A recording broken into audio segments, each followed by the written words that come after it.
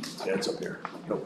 Good evening. This is the Council Rock Education Committee meeting. Today is Thursday, November 20th. We will start with roll call. Please state your name and title, starting to my left. Ed Tate, school board.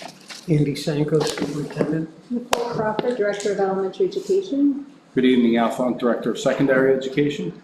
Michael Roosevelt, school board. Al Oberman, Director of Special Studies. Bob Hickey, School Board. Tracy Osecki, School Board. Matthew McCarthy, Tech Integration. And Jota Piley, School Board. And our additional district. I'm Tom Barnes, the data analyst for student achievement. Tamara Gary.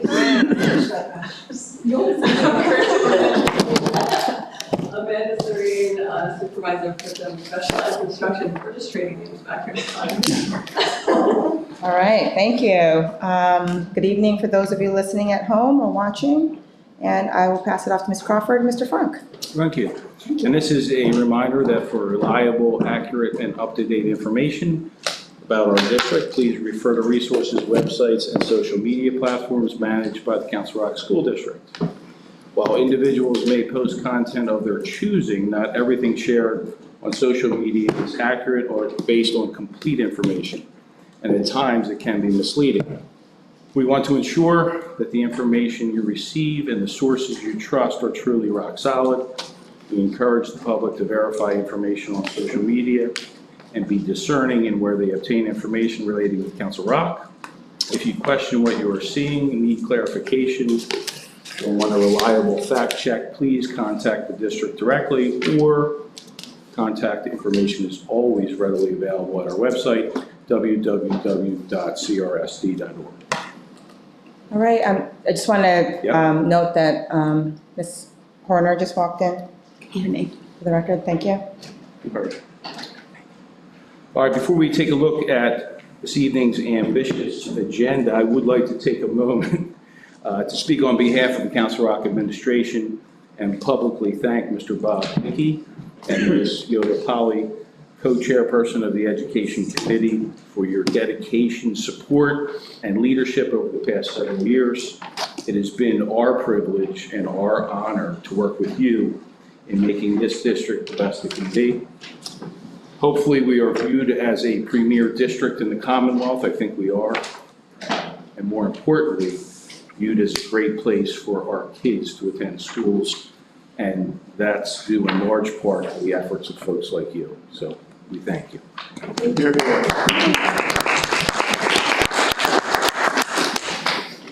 Okay, our agenda, here we go, Matt. Okay, tonight, Ms. Tammy Gary will provide an update on structured literacy and highlight some of our efforts to make relevant information available on our CRSD website.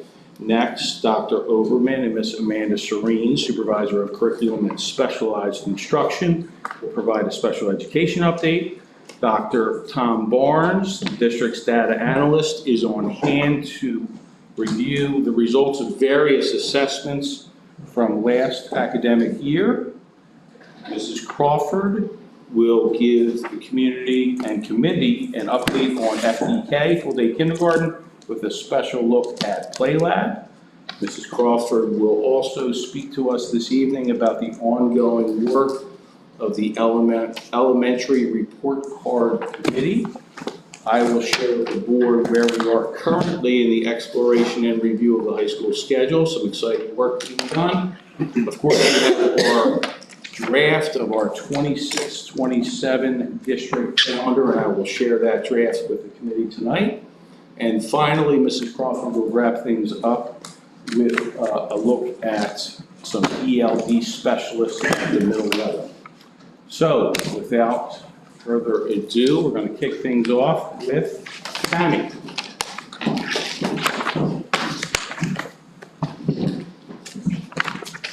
Good evening, everyone. I don't mind having a stand so I could kind of versus looking at the website itself. So tonight we're going to talk about what we've been doing in regards to our structured literacy initiative. And as I have kind of gone through in previous meetings to show you how we've updated the website so the information is available to everyone in the community. So we'll start with how to find everything. So if you could go on the district website. This is the district website. From there, you would go to departments. Under departments, into curriculum and instruction.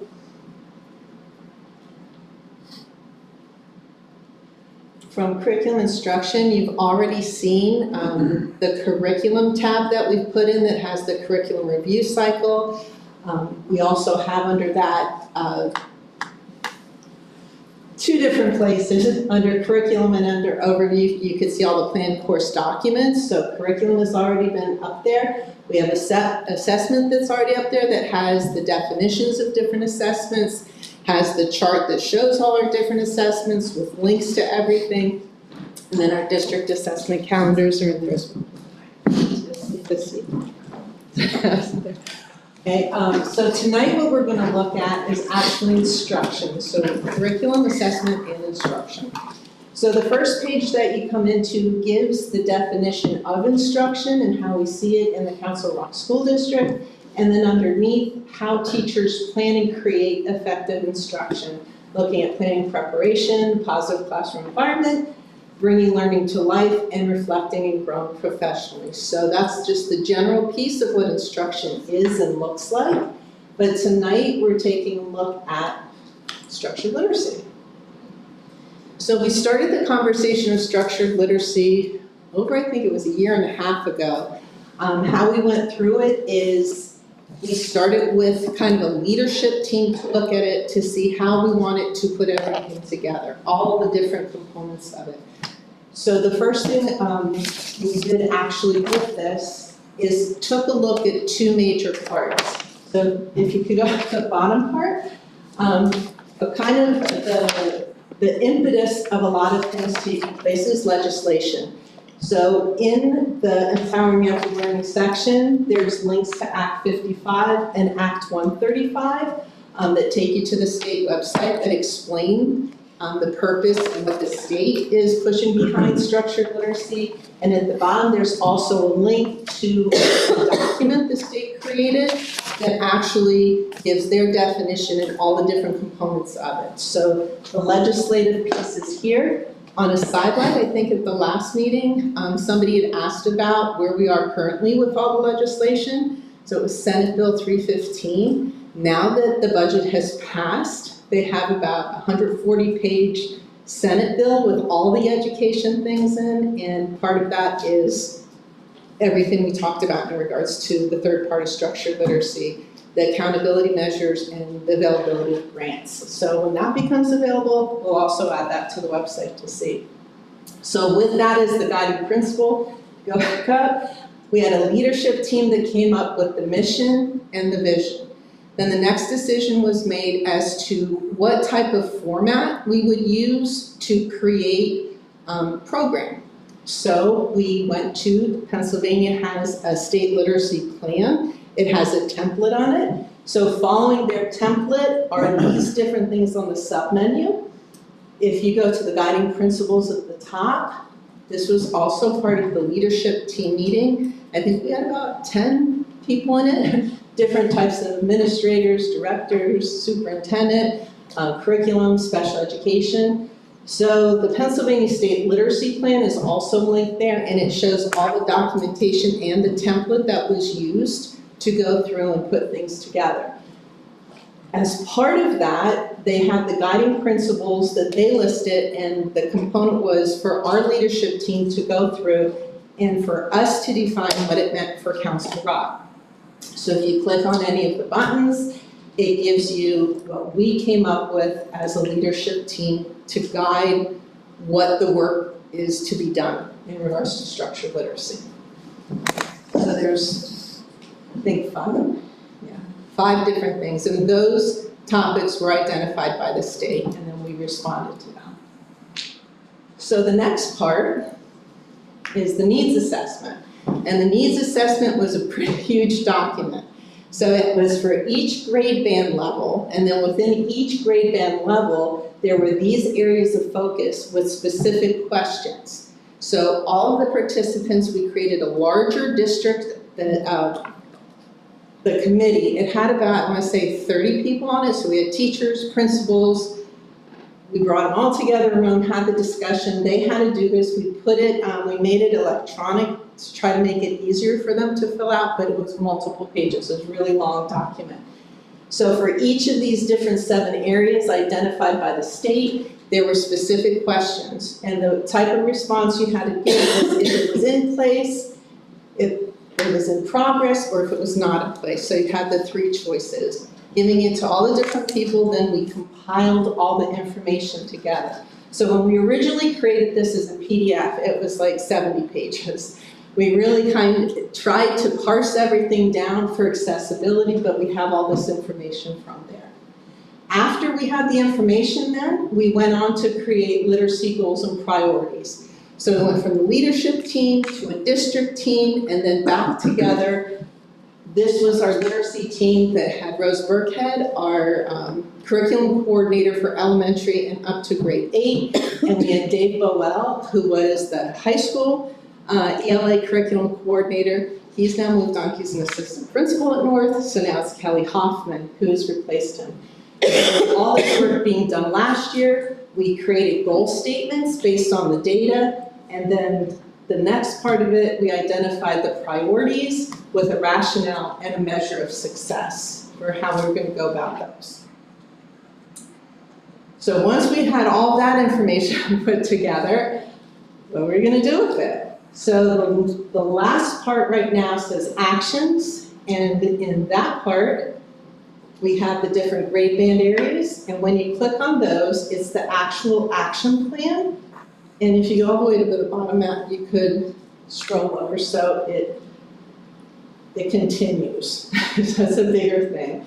So on here, it identifies, in the dark blue column, going over further to the left, what the need was identified, what our proposed timeline was, who the lead people are, the resources that were needed, specifics of the information of what we were going to do, the measure of success, and then how we would review.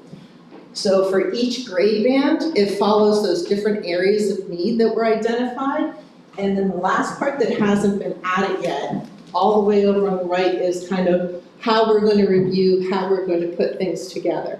So we're going to be adding that once we have our review meetings. So originally said we'd do it 1 time a year. There's so much going on. Our conversation said we'll do it twice a year to update the public as to where we are with all these different things. So this is our way of putting everything out, being transparent, showing what's going on, and keeping everyone informed as to what's happening. And then also within the action plan to see how we're going to measure the success, what it looks like, and if there's any modifications needed. So briefly, in that next part that's not up there, I want just to give you an update as to what's taking place, because there's a lot taking place.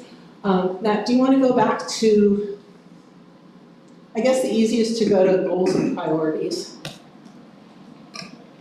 And then go down, right here. So in these, they're not in any specific order. It's kind of how the state put them together, but actually it lines up to kind of the things that are very big and taking place right now. So with curriculum alignment and development, last year, remember, we purchased Atlas. So within Atlas, you've seen the kindergarten courses that have come through. That is a major development for us to have an alignment K-12 of all the ELA courses, and that there is structured literacy embedded across all the courses. So that's already started and that's ongoing. So we have about a 3-year timeline on that. The first part that gives the standards, gives the enduring understandings, the essential questions, the content and skills.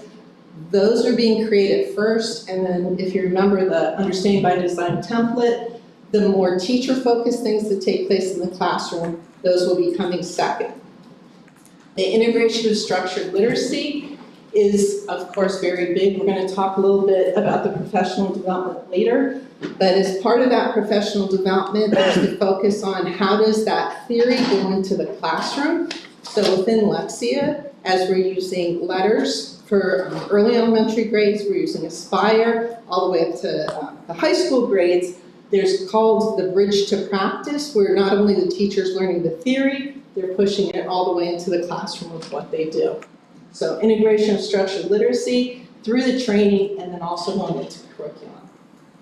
For benchmark assessments and data-driven instruction, working with Tom that you'll hear from in a minute, and trying to align all the things at the elementary grades, which that Senate Bill 315, looking at accountability measures for universal screeners. We're already embedding everything with that and building that, so when it does become an accountability measure, we'll be ready to go.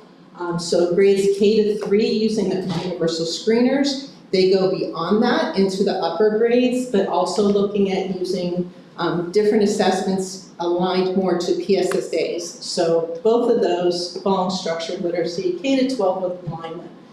Small group instruction and intervention, another area that is we started MTSS, having teachers trained, and that is also a focus of Senate Bill 315, the accountability piece, and following the state guidelines for what they're deeming as acceptable programming. For professional development, right now, we had I told you about the letters for administrators, 25 administrators across the district, all the elementary principals, the middle school principals, the 2 high school principals, all of the special ed supervisors, Nicole's there, Hal's there. It's a nice big group, and it's taking them through the overview and the leadership components to support the teachers in letters. Letters is grades K, 1, 2, and 3 in special ed, and some across special ed, there are different groups. So special ed and the reading specialists are having this. We have a total of, I think it's 223 people being trained in this. They completed Unit 1. We're finishing that up, and their testing percentage is at a 92%. It's been really good. We offer the support sessions, and it's been really good so far. The next training for them takes place on February 13th, and then after that, having the support sessions as well. So that's gone very well. We had also on Election Day Aspire training, which was the EL specialists, more special ed teachers, all the teachers in grades 4 to 6. ELA, then beyond 6th grade, 7 through 12. That group is about 216 people receiving this training. They did an awesome job. We had our leaders, we had Amanda, we had Rose Burkhead, Kelly Hoffman, and Shannon Huback. They created pathways for the teachers. Those are individual about hour courses. That went extraordinarily well. We had the meeting today with our success manager from Lexia, and she loved the model. She thought it was amazing, so we were very happy and proud with that. Small group instruction intervention, we talked about that. Professional development, please scroll below. The literacy, leadership, and sustainability, that is the part we put together with letters for administrators and their role in leading not only structured literacy, but also bringing in the curriculum with walkthroughs of the classrooms, and then also their leadership in MTSS.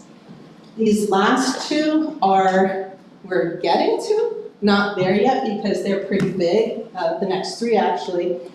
What we want to focus on is on transition with that K-12 alignment between the schools. So the grade bands, I should say. So between elementary and middle, that there's a smooth transition between middle and high school. And then the integration of literacy across all the subjects. We're starting that as a slow rollout with ELA first, and then using ELA to help train social studies, science, math, because literacy impacts every subject area. And the last part is community engagement and partnerships. And this one is also one that we focus on the students coming into kindergarten. So having those relationships, and we do have kind of loosely, we attend IU things for the preschools, but to bring them into the focus. Also different community groups like libraries and other organizations. So that's coming, and that's the update. A lot going on. All right, thank you, Ms. Gary. Questions? Kate? I would just comment that I think that's marvelous work and looks very easy to navigate and a lot of information. So Thank you. Thank you. Oh, wait, Ms. Oseki? Sorry, I was going to let everybody else go first. This was awesome, thank you. This is a lot of work, I know.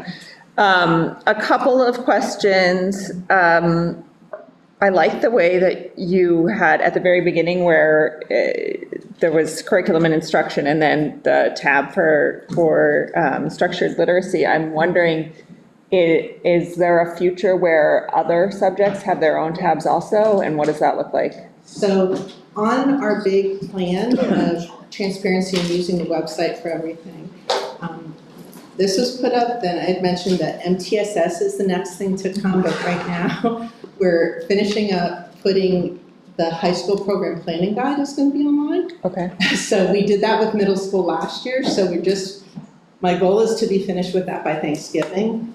That's a bigger project, so as soon as that's done in December, I'd like to get all the MTSS things up there. So we'll have anything and everything, any special program that we run, the parents will see here. The goal is that for the principals, when they put out their newsletters, teachers when they're in conferences, always to direct parents back to the website for information. Okay, great. And then the section where you talk about, like, it was broken down by K through 6 and middle, or maybe it was K through 5. It was K through 5, yeah, the grade bands. I think obviously that is the most intuitive way to break it down, but as we know, we have 10 elementary schools and 2 middle schools, 2 high schools. So was there any discussion among the needs of different schools? Yes, so we've had lots of discussions about things. So actually it started with the curriculum discussion. So although Atlas is a platform where information is put into it, as I talked with all the curriculum coordinators, I said that's like just doing a document. The hardest part is having the conversations together to come to the understanding and consensus of what goes in there. So that's been a really interesting part, because I'll give the example of the 2 high schools. They kind of have grown apart in different ways. So they might be doing things but looking at them differently. So Kelly Hoffman has been bringing them together and said, okay, these are the things that we have to do the same. We have to have equity across all of our buildings. So that is the most intense part, and that's where they are now. So it starts with the curriculum piece and the assessment piece, because what we also found, our schools are doing things differently, and we have to bring them back. So if you take 10th grade English at North, and you take 10th grade English at South, it's the same content, the same resources, the same assessments. So that part between buildings is going to be more reflected in the curriculum piece and the assessment piece. The instructional piece is more, if you're following the curriculum and you're following the assessments, there's more individuality based on the needs of the students in front of you. But all of that put together, my belief with everything in this school district, it all comes back to curriculum. What we're saying we want our students to know and be able to do. Thank you. Mr. Hidalgo? Yeah, thank you, Ms. Carey, I appreciate it. Especially the website disclosures, and was that required, or is that something that we did in addition to what the state asked us to do? All it asks for, nothing's required from the state in regards to a literacy plan. It's just a best practice in education to have. Usually you always have goals with literacy. Our conversations about it and building out all the information is for transparency. So our strong belief is that as we put things together and we do things, we want parents to be the partner in whatever we do.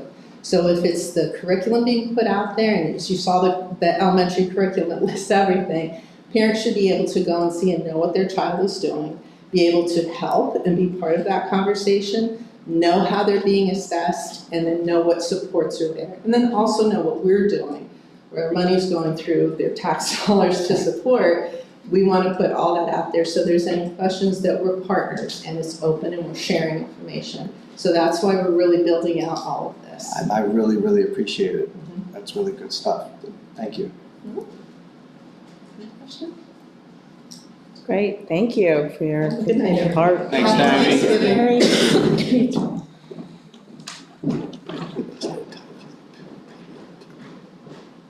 Thank you, thank you.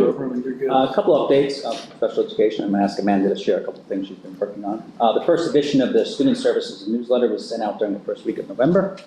The next one will be coming out in December. I kind of found a rhythm now, so hopefully we'll start getting them out every month. This is not a special education newsletter, it's student services, so this is for all families, because it doesn't just relate to special ed, but nursing, guidance, so there's good information there for all parents.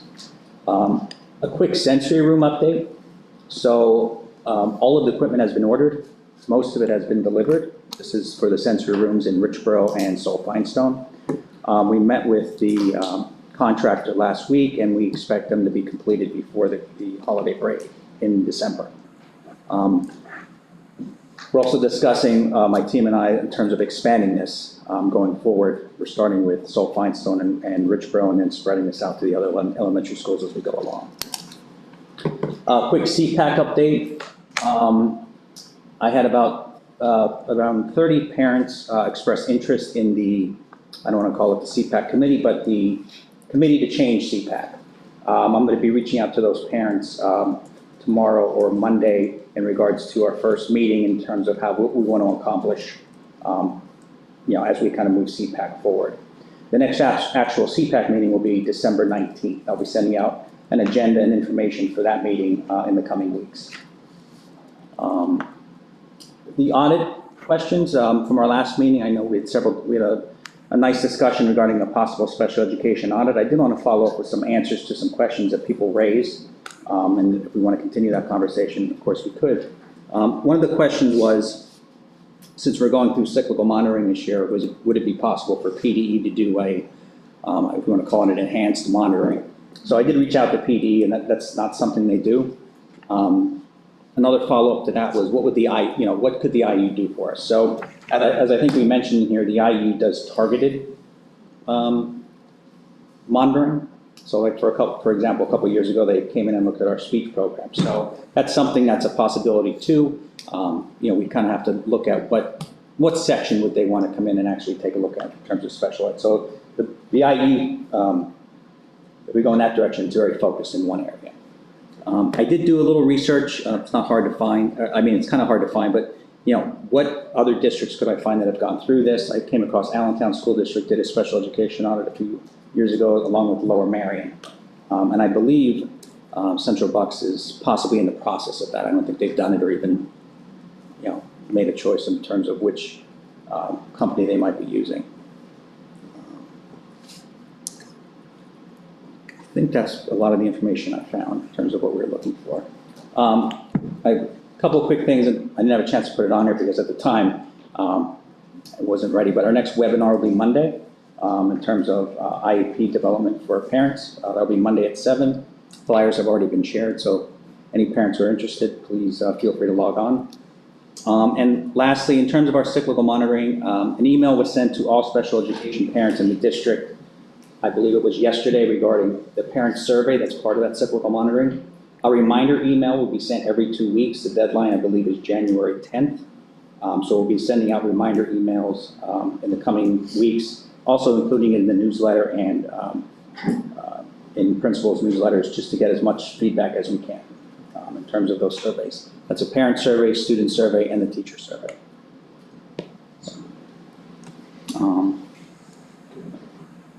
Okay. If you want to talk a little bit about what we've done and what you're kind of working on this year. Hi, everyone. No, we're not leaving. My co-host. So what we've been working on, I've been working with the special ed supervisors, Dr. Oberman, with Kelly Hoffman, and with Rose Burkhead, to round out what our ELA interventions are from the Tier 3 Gen Ed perspective all the way through special ed. And so we had all of our literacy specialists. This kind of speaks to what Tammy was talking about a little bit. All of our literacy specialists were trained in both UFly and Rewards, which are two both foundational reading programs, and Rewards offers a comprehension piece as well. For our elementary school students who need some additional support, may not yet be identified with IEP needs. And then from that, we've established I call it a curriculum of services, a continuum of services for special ed. So for the ELA perspective, we're offering Read 180, this is at the elementary school level, so we're offering Read 180, which is both foundational skills and then later on language comp when they get a little bit older. Sunday system, which is also a foundational skills program. It's run as a small group intervention, whereas Read 180 can kind of be a larger group because you're rotating centers, and Read 180 Sunday is really focused on 4 to 6 children. Then Wilson is our most restrictive intervention because it's 1-1. So, and as you all know, we're in the process, this is another bullet, but we're in the process of training a teacher in every building to be Wilson certified. So the first cohort is in their level 1 training now, and they would be moving into level 2 as soon as their student is done with the level 1 piece. So next year, that cohort will be moving into level 2. And then we're looking at the idea of expanding it more and having an additional person in the building just because of movement and things. You know, you just don't want to lose people and have no one in a building anymore. And I'm sorry, don't interrupt you, but what we find, you know, because Wilson's so strict with their training, I've already had a teacher leave. So that kind of, you know, so talking to Amanda and our supervisors, it's good to have, we do one level this year, continue it next year, and then do another training next year for additional staff. So we always have some level of support that's available. And for the teachers that did shift out for one reason or another, we're circling them in. So they're going to be about 3 months off, but there's an additional 4 people that are getting their training, the 3-day intensive training next month, and then we'll be starting their level 1 in January. So we will be covered. There's just going to be there's a little gap because people got a little overwhelmed with how intense the training program is. And then we've rolled out in our self-contained classrooms, so MDS, life skills, and AS classrooms, K-12, unique learning systems, which is what the ULS is, and that's a comprehensive intervention curriculum that covers reading, math, science, and social studies.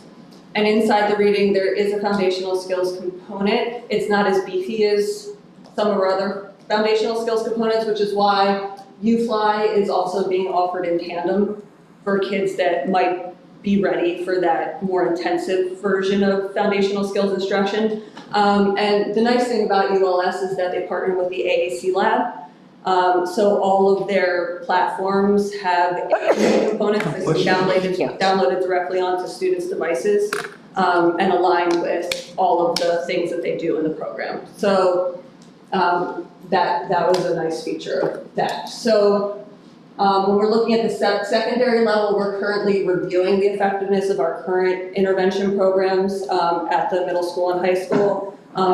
Read 180 being the primary one, but we're reviewing that, and I'm currently meeting with publishers from other programs to see what might be the best fit for us and exploring the options of doing some sort of pilot program maybe next year if we think something might be a better fit for our students than what we currently have. Not saying that it will change, but it's possible. We just want to see what's out there and see if what we're doing is the best. Then we can jump a bullet because we did that one. I'm also looking at our current math interventions and exploring updates to those programs because we obviously have a very diverse group of special ed students. And so I'm looking at what we have math-wise, and then we're looking at getting a similar continuum of services for math that we have established for ELA. So I'm trying to figure out what lines up with who, where, and how we're going to best provide everything to everyone. And I'm also working on the Atlas updates with Tammy and Rose and our science curriculum coordinator, Renee Devlin, to get the special ed courses onto Atlas. So they will eventually be there as well, but we're building that out. And we're also working on updating the programming planning guide currently so that the LRC courses and everything like that are visible on the high school program planning guide when that gets put out, and then after that, when the middle school gets updated later this year, the special ed courses will also be in the middle school program planning guide. So I think that's it for me. All right. And it's been a great help to me, as, you know, coming in here, reading was my focus, getting the reading programs, the elementary school aligned. And my focus going into this year was our math programs, and Amanda's been working on that and doing a great job. Kind of inventorying what we have, what's working, what isn't, kind of getting those aligned the same as our reading programs are, so. And there's obviously additional interventions that we're using, you know, that are more targeted, like for fluency programming and things like that. So, but those are the big bucket list items, and then as needed based on students' IEP goals. Questions?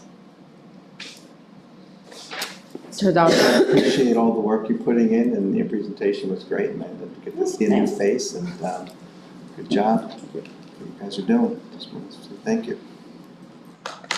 Turkey? I have a question. You talked about this audit, you briefly touched on it, I'll say. And when we were at our last meeting, you know, we were looking into, you know, you said Allentown School District, Lower Merion School District.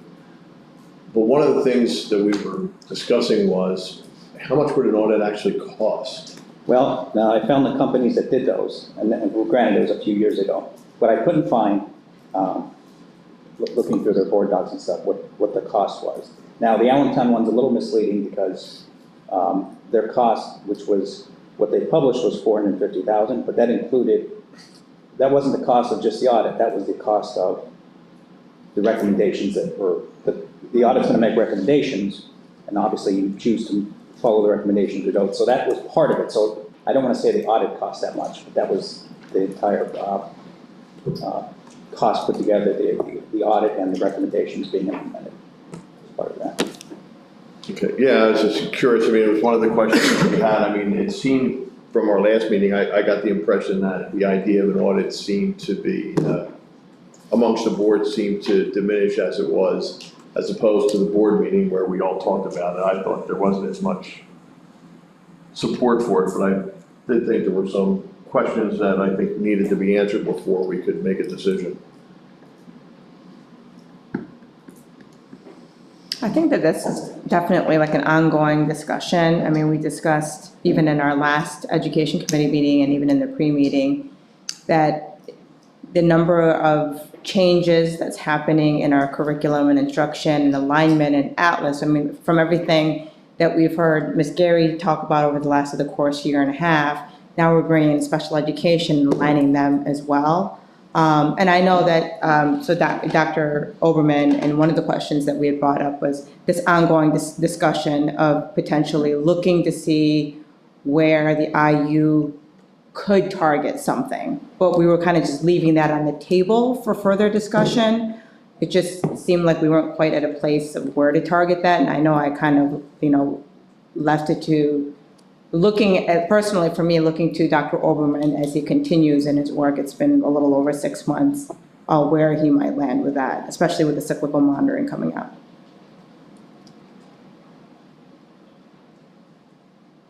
Mr. Seki. I mean, for me, I appreciate the discussion of the audit. To me, it still seems like it would be beneficial for everybody, for the families, but also for the special services staff to pursue, whether it's a broad audit or more specialized. I think that's still kind of an unknown to me. But one thing that was discussed at the last meeting and has come up a couple of times in my time on the board that I still don't feel like I have a good handle on, and hopefully somebody else does, but I don't personally have a good handle on, is a deep analysis of the settlements that we're approving every month. What area do they fall in? What school are they coming from? Like, where are the deficiencies where we're not able to serve kids for whatever reason? And so to me, it seems like that's where we start, especially if we're going to talk about a specialized audit, maybe through the IU, maybe through somebody else, I think we still start with, okay, well, this is the highest need because these are the settlements that we're seeing. Ms. Polly? So a lot of these settlements are not because we are sued or we have to respond. It's because the district itself believes that we cannot meet the needs of students because they are very specialized. So there are two different topics, and for us to be able to meet everybody's needs is going to be a huge task, because I don't know if we can allocate the resources for it. Some of it is impossible. Of course, I'm not saying that we should be able to accommodate everybody, but I am saying I don't have an understanding, and maybe somebody else does, hopefully somebody else does, but I don't have an understanding of, okay, well, these are the families that we're not able to serve that we could, or that another district could, or something like that. I mean, I could take a look at, our settlements and kind of categorize them under different categories. They are varied, I will tell you, just in my short time. Sure. For a variety of reasons. And I think pull, like, as Ms. Polly says, pull the ones out that we're never going to be able to serve. That's, not really relevant in this case. Yeah.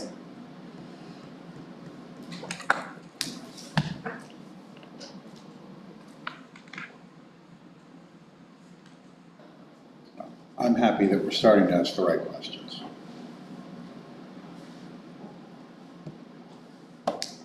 Okay, anything else for Mr. Oberman or Dr. Oberman or Ms. Serene? All right, thank you. Thank you very much. Thank you. Thank you. See you, Finn. Bye, Finn. Now you can go. Bye, Finn. Now he's ready, like, thank you. Thanks. Thank you. Have a good night. Have a happy Thanksgiving. You too. You too. It's like,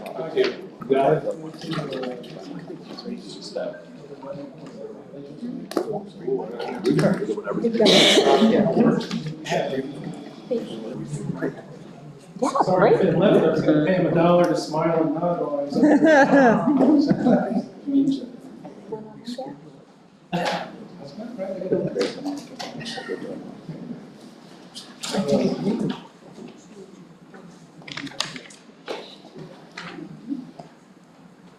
So thanks, everybody. It's really good to see you guys again, and I'm here for my annual data talk. This is probably the fourth or fifth one that I've done, but it's going to be my second as your full-time data analyst for student achievement.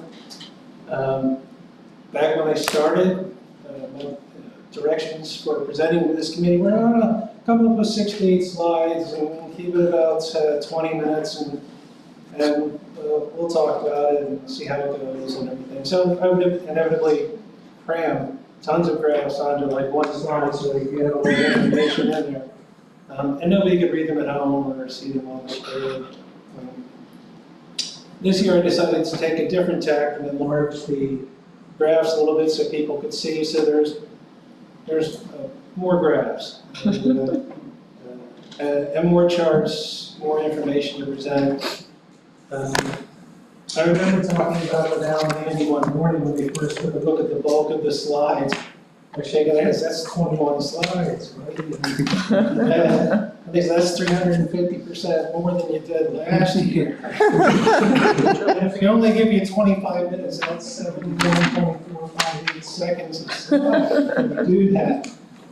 The cold time goes only cut it down to like 20 minutes. That's only 42 seconds of slide. So, here we are. So I was actually smiling, because you're now a database culture. It wasn't just, no, this is how bad your idea is. I don't promise that I'm going to hold you exactly 71.4 seconds of slide. There's going to be some standard deviation. But what I'm going to try to do is respect the cumulative knowledge this committee has about how I present information and what's up here. So basically, we're going to be talking about a little times the PSSA scores. This year I tried to present the results. So you're going to see the first slide to grades 2 through 8 in ULA. Customarily, I use red bars versus our scores, the PSSA scores. And I use green bars to represent our math scores. It's later in the evening, when I look up and I see green bars, I know what I'm talking about, and I don't have to squint and read. And a little tiny gray bar are just to kind of represent the overall state average performance at the same grade level. As you're going to see, I've covered 3 years, 2023, 2024, 2025, and these are the different grade levels. So, in general, you're going to see throughout these slides, if you had 73 seconds to look at them, that the state scores are generally trending down, and especially from 24 to 2025, we have a drop at every level in the state scores. Our own scores dropped in 4 of the 6. So,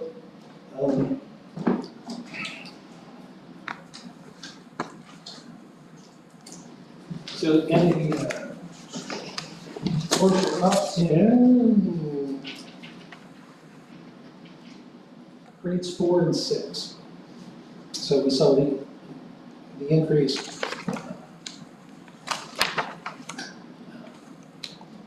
24 to 25 score. So, this is before we got our states, the state scores when they published all the others, so I could compare our scores to the state scores. I went out to a Lincoln training in July.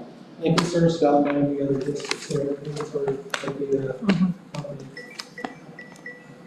for the district.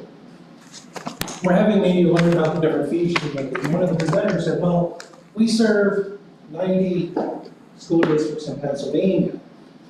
And out of those 90, 87 of them went down in ELA last year. So statistically, that's a thing. That's an effect that people talk about. Why could this happen? And I didn't need to set you up like I actually have things and you're going to get that when I talk. But the idea is to give you some context about the scores. It's one thing to see the scores up here, and it's an offering just kind of a context in which those scores. So some specifics that came up in that is the overall efficiency, and they combine grades 3 through 8.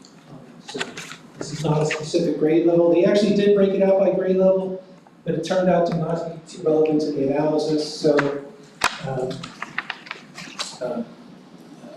it went from the overall 58% actually down to 57%. Well, that's not good, right? 1%. But when you multiply that by the number of kids in 90 school districts in grades 3 through 8, that's a big statistical fact. So it has some relevance. So that means that 97% of the districts experience a decrease in proficiency, 54% of the districts drop more than 4% from 24 to 25, and 74% of the districts drop more than 2%.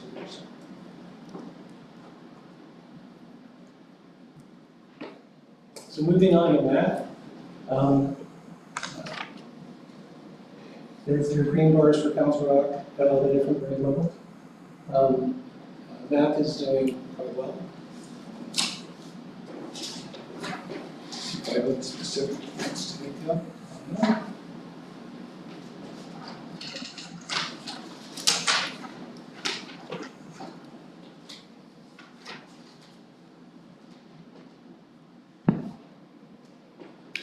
So we went up on every grade level, except for that. If I remember, yeah. So that is down a little bit. The scores that we get in math are very good, and they're very good and very encouraging throughout the district.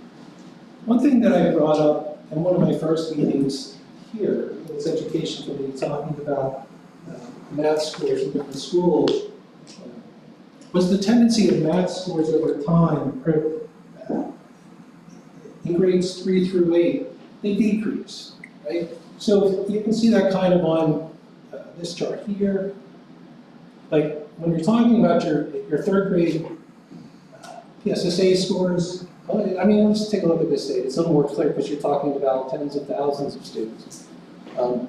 Like during the 50s, then you move on to fourth grade, they're kind of in the mid 40s to 50, then you're in the fifth grade, they're in the lower 40s, sixth grade, they're in the 30s, seventh grade, in the 30s, and down here in the 20s. This is an extremely robust effect. I mean, these are all of the school districts in Pennsylvania reporting on this grade. It happens in almost every district. It happens in our district. I mean, I don't want to say it's a test problem, but what it is a test context. It's a context in which to look at your scores.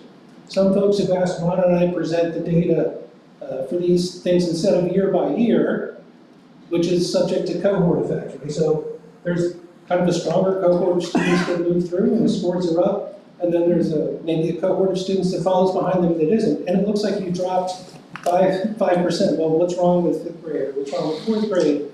But it's not really that. It's just cohorting effects that kind of influence the scores, particularly when you have a lot of scores. If you look at the bell curve, most of your scores are packed right up there in the middle. One or two questions either way moves that bubble, it moves your proficiency in basic line. And just that little bit, that matters. But if I were to do a cohort analysis, what you're going to see with this kind of like math downslope like this is you're going to get a downslope. And it's going to be like, well, gosh, why is everything falling off? The answer is, at least contextually, because it always does. I mean, it's not to say that you can't bump the context, because we come to school every day as teachers and educators and administrators, we want to bump, and we want honored. I mean, that's what we show up to do. But sometimes then when you present it as a cohort, so I'm always kind of caught in the middle about how to communicate these data out to you. So actually, it's going out to the elementary school. At least you can even like see it from a distance. These are grades 3 through 8 for the 2020 our scores and the state scores. I mean, that's the robust downward and regular slope. That's all about. Just see the state board level. Now I know I gotta clean these notebooks out from time to time. So here, the same effect is noticed for Lincoln training. So it turns out most of the districts increase their score in that. So at those Lincoln training, so the 90 districts, the overall percentage went up about 5% from 46 to 51%, which is a robust effect. 69% of the districts experienced increases in overall proficiency. Every grade level increased proficiency by at least 4%. Every grade level decreased the percentage of students below basic by at least 4%. And 8% of the districts experienced drops of more than 4% in the below basic range. And 15% decreased by more than 2%. Because we're on the higher end of achievement, for math, our lower end stays actually pretty much, there's not a lot of movement year to year in below basic. We're getting a lot of our movement like in the higher end of students. And I think now to move up, like even further in these scores, we have to, through the efforts of Ms. Gary and kind of laying out the curriculum, focus in on folks in the below basic and well below basic range and move them forward. That's how we can make growth. That's how you do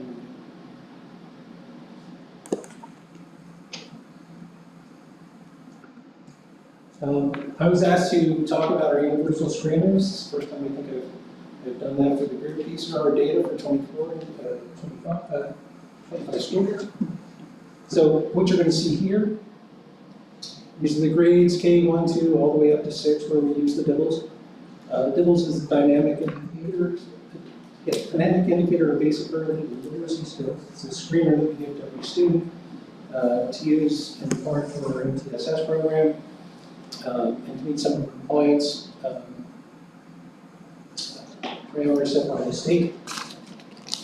These dark blue bars, those are your beginning of the year scores. We give them 3 times a year. We give them beginning of the year in September, sometimes beginning of October. We give them in January, and we give them again in the spring. So your beginning of the year, your middle of the year, and your end of the year scores. These numbers here are the percentage of folks that are in the at or above benchmark category. And what you're going to see here is a pretty regular effect. So you start off with your beginning of the year scores, and they increase each year. But look across the top here.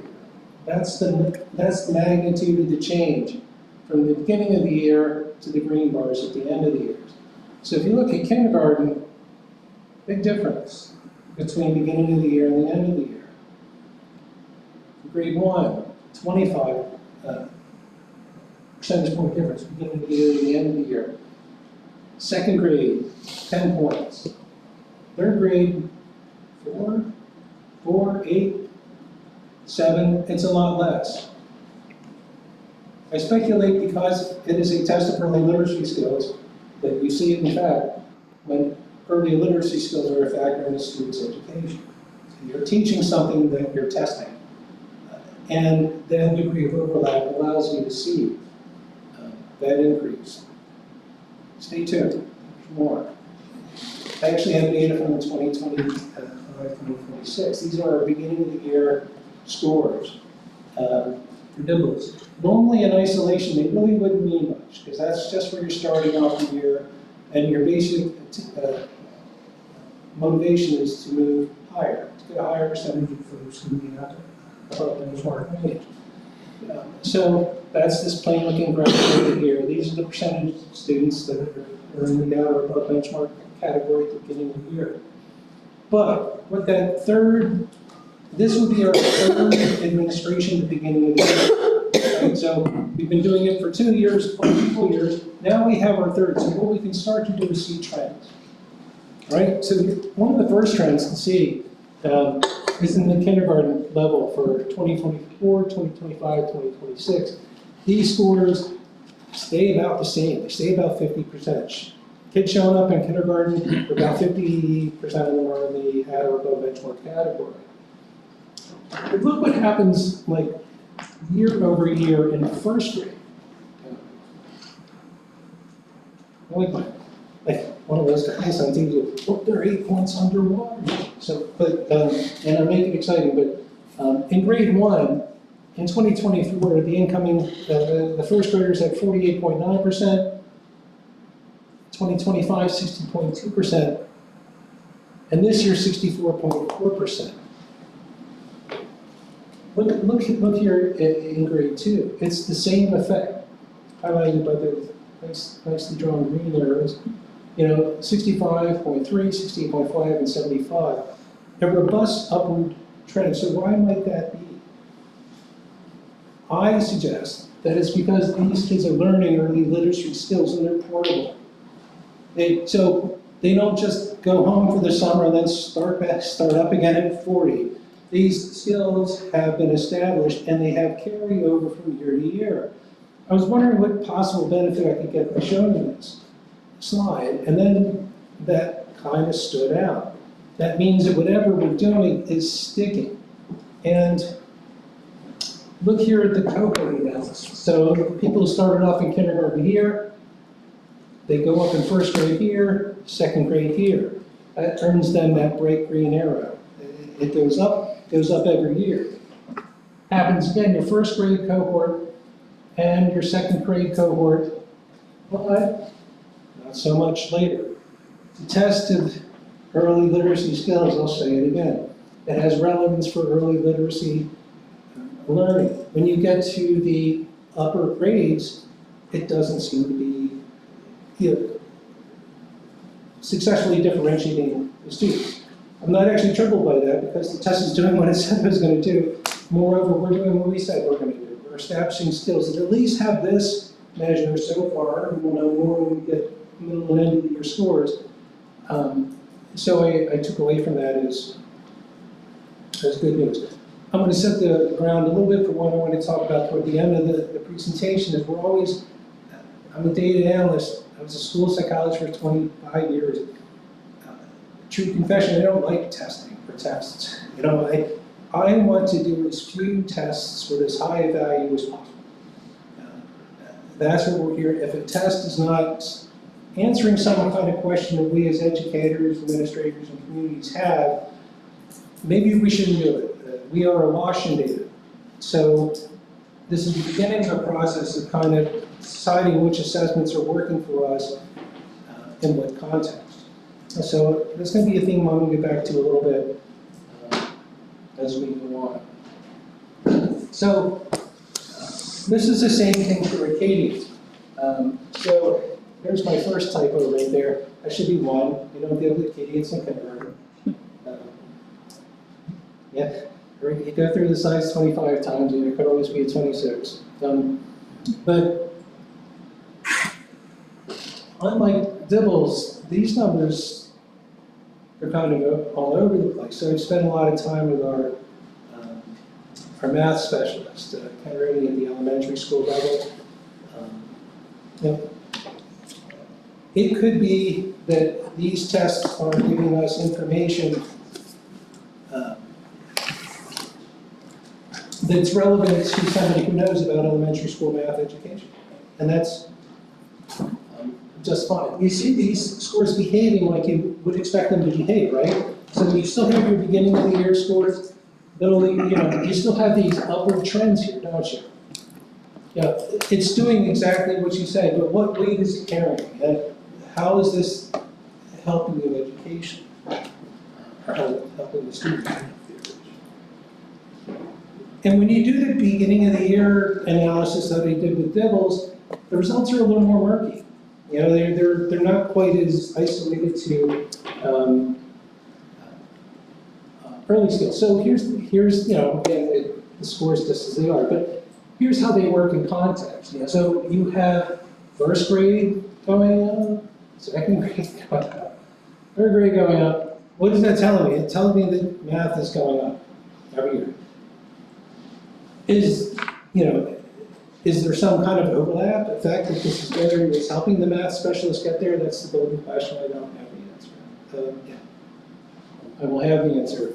But if you start looking at the cohorts, these yellow bars tell you that the scores are going up somewhat, but it wasn't those strong, robust, absolute leaps year to year going up. And you see kind of, getting back to my hypothesis, that there's just kind of a general upward trend in math skills. It's kind of reflected in these PSSA scores that we're getting. It's getting picked up by Acadians. So you do see a general upward movement, but really this is the only grade level that you got that really strong, robust, point after point leap year. So I'm starting to look at the data that we collect on students. I'm starting to see where we're getting return, or not getting return on some of the tests that we're getting. And if we're giving a test, and just because I don't understand what return is getting, that just means I need to, contact all the stakeholders and find out, well, why are you doing this? What is it doing for our students? I think I'm quoting Deming. Say every system is perfectly designed to get the results that it's getting. And to teachers show up, they do their assessments and everything because they believe it's what's best for the students. And I might come in and say, well, this might be better. It's changed, it's different. And it's going to be a process. It's just putting information in front of them. And when they see the information, they start thinking about the test differently. Coming right after my colleague Harrisburg presented on the curriculum, that's a big deal. Atlas is kind of quantifying it, putting it in bins. But what it's doing is it's making our students' progress explicit. In K-12, explicit. The state has offered standards. They said, this is what we expect students at this grade level to do, to read, do math, do science, and they've laid it out.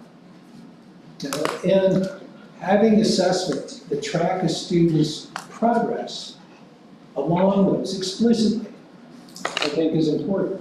Because when we're talking about explicit standards alignment, testing in the curriculum, if they overlap, you've arrived. I mean, that's what you know. What's your goal? It's to move students forward in standards-based education. Let's use metrics to do that. So we know about DIBELS, we know about Acadians. There's screeners that are done 3 times a year. Right now, they serve the purpose of stratifying kids quickly and easily into groups that may need more or less assistance. CDT, as is classroom diagnostic test tool, actually. And it's a diagnostic tool that's designed by the state, it's great. And what it does, it's intended to be given, so the state's offering it, right? We want you to be standards aligned. Here's a tool, free district, you use it. It's set up the same way, it's administered the same way, it uses the same eligible content on the tests, and it measures the student progress. So it's diagnostic because what it does is, it's not only like if you're saying taking it in 4th grade. If you were taking a 4th grade TSSA, it would have 4th grade items on it, and that's it. The diagnostic test is computer adjusted, so if a student is struggling with an item, it's going to decrease the difficulty of the items to meet the student where they are. So that way we pick up all of our learners. It's also going to ramp up. So if you have students, meeting your 4th grade standards, and it's going to start escalating. So they might be meeting 5th grade. It's going to be opening the door to look at enrichment. So I like it in that respect, because all of these meetings that come out here and follow through in October and November, they're looking at data that's happened before. It's happened last year. One of my stated goals is to know now and in January, more importantly for the teachers to know now and in January and in March how May is going to look like. Not because we're trying to gain a test or get a test, but because we want to deliver on our promise to deliver these standards. And we can know. We can track the student's progress along this standards-based part. And we can then differentiate more effectively and hopefully get to the knowledge that we're talking about tonight before, when the teachers can still do something about it for the kids. So what I did is I took some of these tests that were given to the students, I did what statisticians do, and I correlated them. So what I did is I went to get the high value test. So I took our PSSAs, right? So that's your standards, that's what the state does to see if we're meeting the standards for the kids. So here's your grade 3, grade 4, grade 5, grade 6. And what I'm using is a correlation. Strong correlation is plus 1.0. So that means that every time one variable goes up, the other variable goes up. Maybe height and weight are correlated positively. We know that this is minus 1.0. As the grade level goes up, the scores go down. So as one goes up, the correlation of 0 means there's really no interaction between the two tests. So, what test is most correlated during the last year, just the 24-25? What one correlated most with the pre-ELA PSSA? Number 1 was your spring ELA CDT. Yeah. And a fairly robust correlation at that. The reports correlation is about 0.8. But the N equals 55 meant that I could only convince Richboro Elementary to do it. Thank you, Gina, for listening. Kudos, thank you. But look what comes in at number 2, the math. Number 3, math. And number 4, the Dibbles. And not only that, but these scores are statistically identical. And the beginning of the year score is a better predictor of PSSAs than the end of the year score. So if you remember back to the progress students make over the course of the year, you know, in third grade, they picked up, what, like 10 points, and 14 points in third grade. But the beginning of the year was more predictive of that. So I did the same thing for grades 4, 5, grade 6, and what you can see is a fairly consistent winner in the top spot. And again, the math PSA, I don't know. I correlated it because I could. And I think it's just maybe to buttress the point that, you know, things can be related, but not necessarily predictive. So it's up there, so that's always something that hangs in the back. I did the same thing for the math PSSAs at the different grade levels. And look what I have coming in number 1. And look kind of what's coming along in the bottom. So the screeners, I think we're effectively differentiating student ability level at some point in aligning them with MTSS structures that we have in place that we're getting going and developing. If you want to start, you know, implementing the curriculum-based or the standards-based alignment more effectively, these are your benchmarks. It's like cheating. You know, it's like the state said, the same people who made the PSSA made this, and they said, this is how we're tracking. These are floors. PSSA is a floor. The standards are a floor of what the state expects. It doesn't mean you can't go beyond that. It doesn't mean you can't enrich. You know, it's just these are what the state expects readers and mathematicians and scientists to do.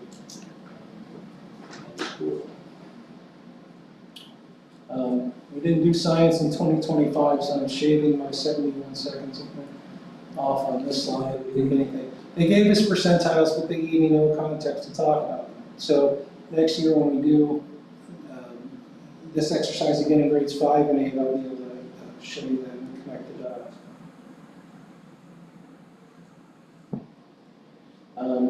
So moving on to our AP scores.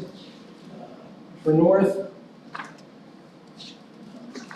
what you're seeing is a lot, I think, very good news.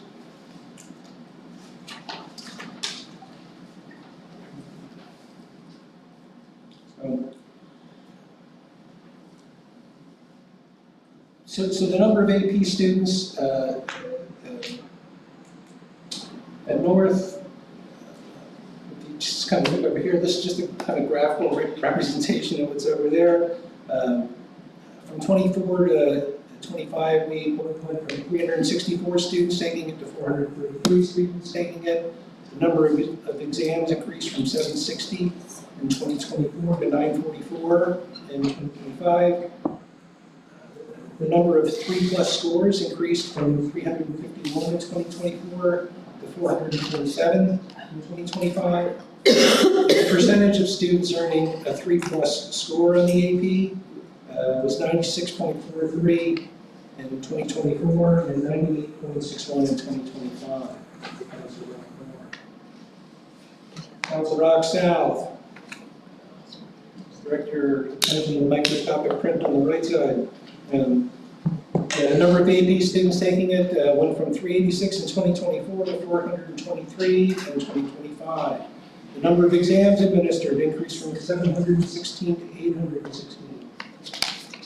The number of students earning 3+ scores increased from 343 to 388. And the percentage of AP test scores went from 88.86 to 91.73%.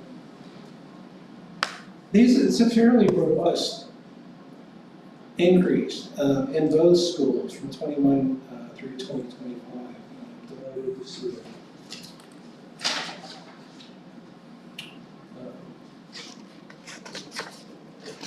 So every year the National Merit Scholarship, the qualifying test, They release it to the press, and sometimes somebody leaks the press release from the College Board that kind of ranked, it says where all the students were in Pennsylvania that got the national merit study finalists. On the left side here, you see it just kind of ranked by school district. So we are the top district in the county with 1970 finalists. Central Bucks at 11 down. And this is breaking it out by high schools. So of course, some districts have more than one high school. North at 11, south at 8, Penridge, and then on down.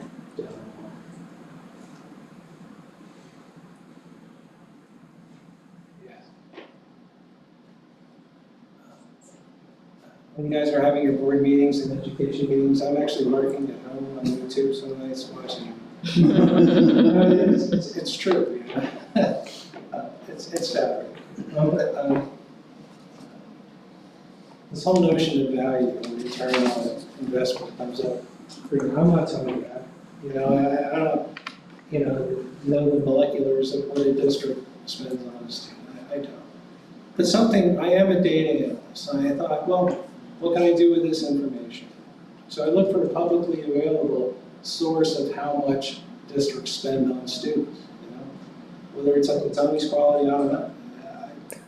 The state, I have no reason to disbelieve it. What I did is I ranked them to, from number 1, the most spending per student. And I go to Silvery, 2,715 per student. Number 48, 15,160. What I then did is I took the ELA PSSA scores these are all from 2024, because I didn't have the 2025 numbers for either one of these. But I'm just not presenting it so much as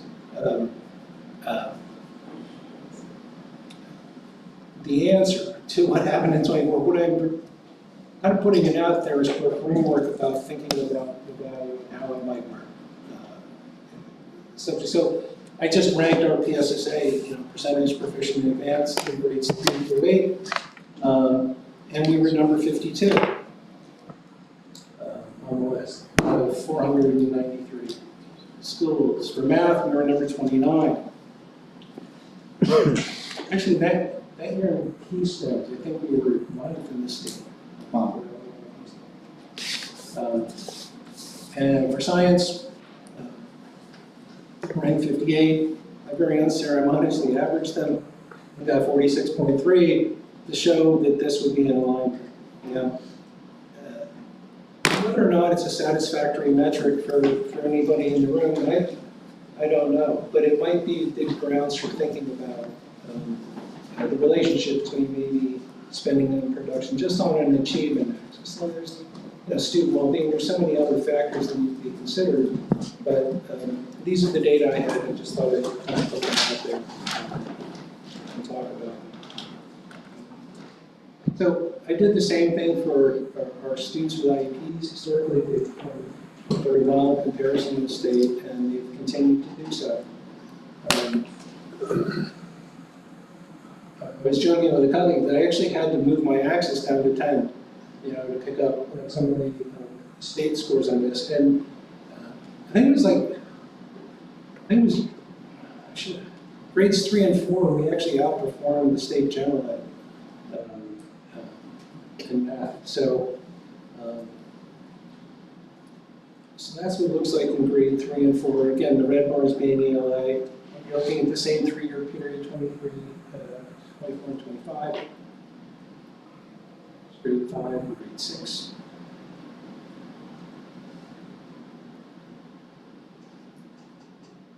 Grade 7 and 8. And as just to review, there's your math. It's like follow the axis. And so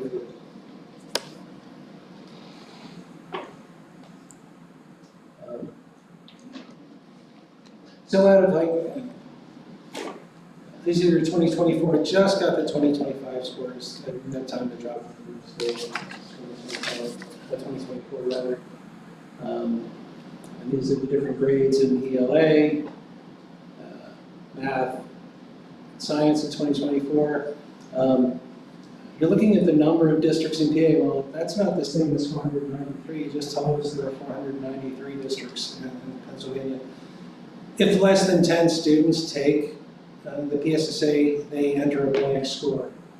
So the coding I did just eliminates them from consideration because they just don't have a score there, so they couldn't calculate it. So the number actually changes. So for a certain grade level, had less than 10 students, I couldn't give it to you, so we looked at what the denominator was. And this is the percentile of our students with IEPs. Grades 3 through 8 in ELA, in math, and in science. I mean, it's a qualitative observation and not some kind of statistical yardstick that I don't have. I'm happy with that. Just like our the other scores, we all want them to go up anyway. So it's not like we've reached some kind of mythical finish line or anything like that, or doing a victory lap. But it is a source of encouragement.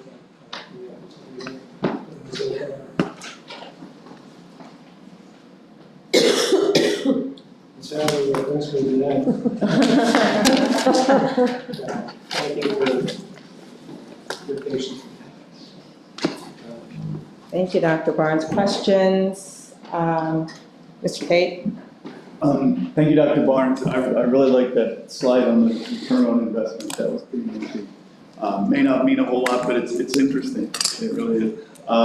Those math scores were great. So in looking at the differential across grade levels, how informative is that data? Because that assumes that the test is functioning the same at each grade level, right?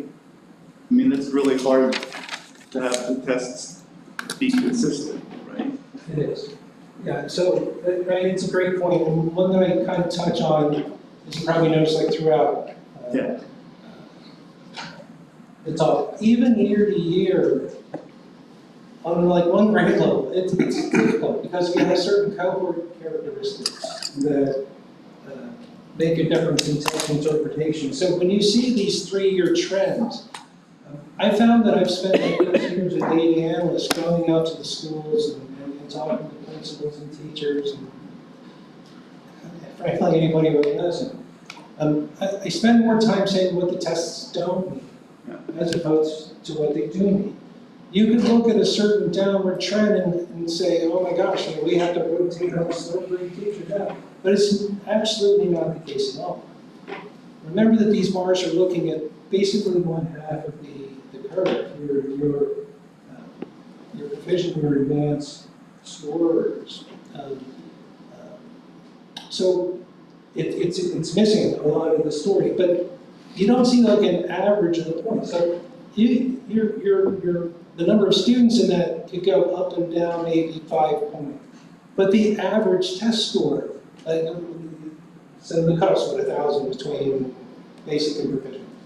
You know, there's a lot of students there. So you can have an average score of like 1,002 and be 5 whole percentage points above a score that you obtained last year that was like 999. So Just because of where they're cut off. just because of where the cutoff is. If you look at a small school that has 50 students in a grade level, if you have your 2 higher achievers sick that day, you go down 4% right there, you know? So I have to like ramp people in, and then people extract meaning from the subscale scores, not just the composite, right? Because they break it down by standard.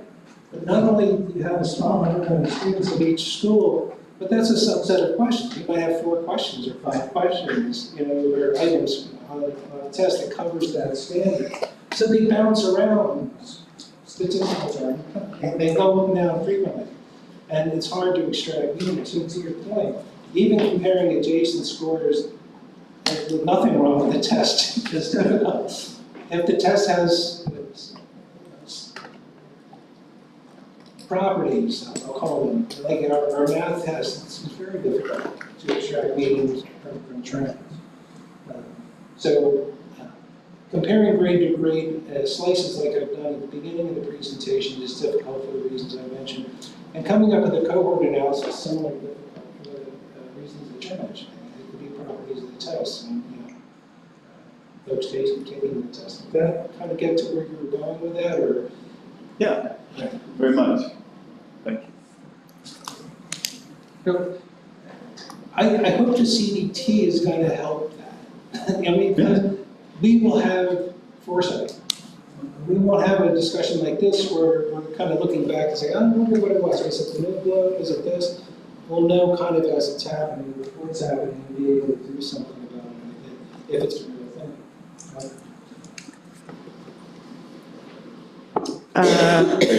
So Seki, Mr. Hidalgo, and Mr. Hickey, okay, and Mr. Rosenbaum. Okay, sorry. So 2 questions. The first, going back, thank you, by the way, this was great and a lot of information, so wonderful. My first question, when we looked at the DIBELS scores at the very beginning and we saw kind of the upward trend, I was wondering, and I was trying to remember about Reading Horizons, like when we started it versus when we started with the DIBELS. So this is a question maybe for Mrs. Crawford, like, is that correlation or causation or just not at all related to Reading Horizons starting? We would hope that it is. That system, that. We don't have DIBELS scoring from before we started Reading Horizons, or do we? We did, but just on certain grade levels. So we could absolutely go back and take a look at some of that.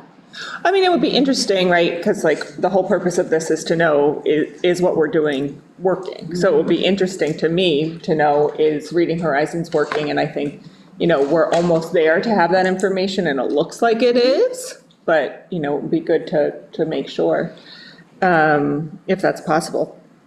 And then my second question is, with all of this, and I know there's a lot more that didn't make it into the slide deck, can you speak a little bit more about what you do with the information? You meet with principals, do you meet with teachers? Like what happens now with all of that besides, presenting it here to us, which we really appreciate? I was describing this as kind of like the tip of the iceberg of what I do. These slides basically were prepared in June. The administration, 50-some slides about the 24-25 school year, just to let them know how it wrapped up. Then I broke it down by buildings. I gave the building their scores on their indicators, on theirs, and then I went out to the buildings. And, it's as my first year on the job, I got to be honest, it was kind of feeling my way around. I had to learn a lot of fundamental things, like where certain data were actually housed and kept. How were they managed? How were students rostered? What if a student's home school was good now and they attended school in Holland? Where did that score go? So it was looking at a bunch of different things. And here's the big one. My philosophy is always test what you teach. So actually more fundamental than that. In graduate school, the sign behind one of my advisor's desk was, don't test, teach. So the absolute essential core of good assessment, good information for education is if your assessment overlaps your instruction. So I've spent hours on hours on hours working with teams and getting to know the standard and what assessments are going to help instruction move forward. Ultimately, the assessment piece is the tool that instruction can use. She will say, well, let's say we wanted to do this. How would we measure it? What would an outcome measure be? A lot of what I do then is, this is happening now, right? So this is going into Atlas. This is getting formulated with the new trainings going out to literacy specialists, to teachers. the people who are crafting the curriculum, the people who are in the business of meeting the standards that the state has set out there. And my job has been to make contact. I go out to buildings. They used to hide from me. I think McClay is still under his desk. I'm not going around with- But, you know, I go out there and I say, I'm a resource. You know, I'm not the police. I'm not coming out here to say, oh, let's talk about that ELA score. People did get worried, and they're looking at the data culture that I'm trying to start. By going out and being personally available to people. When people email me about anything, CDT didn't start, fix it, or whatever. It's that personal availability, and I think people are still warming up to that. There's a lot of folks that are really comfortable with it. They've invited me back a couple of times. God bless Beth Fox. She had me do a 2-hour, 45-minute in-service on each grade level for the data, which was great. I mean, because you make contact with people and they know not to be afraid of this. It's like when you go, I think I'm probably in medicine, I'd be the radiologist, How did you might not see, but he's back there like taking the pictures so that the surgeon knows what to do or the doctor knows what to do. So it's just a picture. So I'm going out there and I'm showing, here's the information you have. Where do you want to be? Here's how you might get there curriculum. So it's become a resource to help them look through DIBELS. What does it mean and what doesn't it mean? Is it a useful thing to do to sort the student? So what I do is get out and talk, and that number is increasing. And really, over the course of the first year, I had to make sure I had absolutely correct things to say with somebody. So being part of the administrative team, they have questions. They get scores, and we talk about scores. Can I just add, go ahead, Nicole. I was just going to say Tom's been an invaluable resource to the buildings and to us, and so as you shared already, I think the building level principals and the teachers are becoming more comfortable with the work that he's doing and understanding it, and we've been really impressed. And certainly they said that they're learning a lot, and it aligns perfectly with our goals, academic goals in the district. MTSS, structured literacy, it really, is working well. So thank you, Tom, on behalf of the. What I was going to share was that when we came to the board and asked for Tom, one of the reasons behind it was that 4 years ago, I myself tried to follow a cohort of students in terms of data, and I picked the 5th grade class, and I followed that 5th grade class on paper. And you've heard, data-rich, information poor. You've heard that before. And that 5th grade class that I had followed, that one particular year, I believe they had 43 different assessments.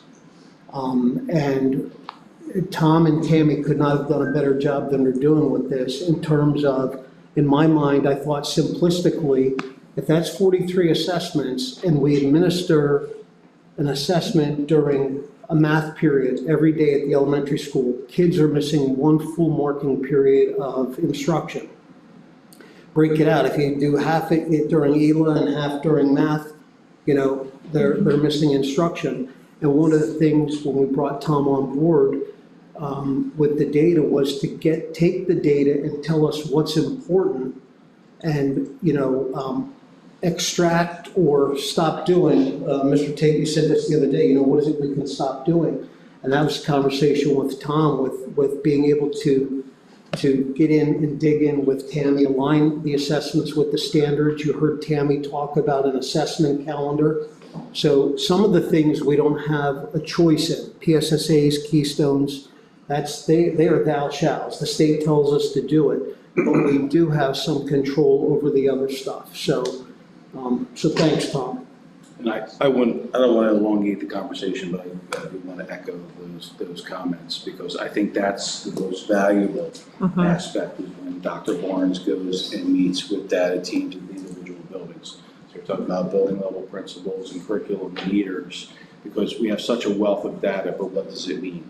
And when you administer that many assessments do you really have the time to understand the meaning educationally? So we talk about formative assessments, which inform instruction, and that's where Tom, I think, plays a vital role. And, you know, it's I think, we thank the board for having, you know, foresight to hire a data analyst. And I think it's still a work in progress because, as Tom mentioned, people sometimes shy away from data and the numbers. People don't even know what the numbers mean. So Tom lends a context. So what's a universal screener? What's the diagnostic tool? What's going to correlate with student success? And that's where it hits. Sometimes we have these presentations, and you're seeing the high stakes testing, which is fine, you know, but it's administered once a year. Sometimes those other tests that are more ongoing, that's where the rubber hits the road, and that's where students start to find success.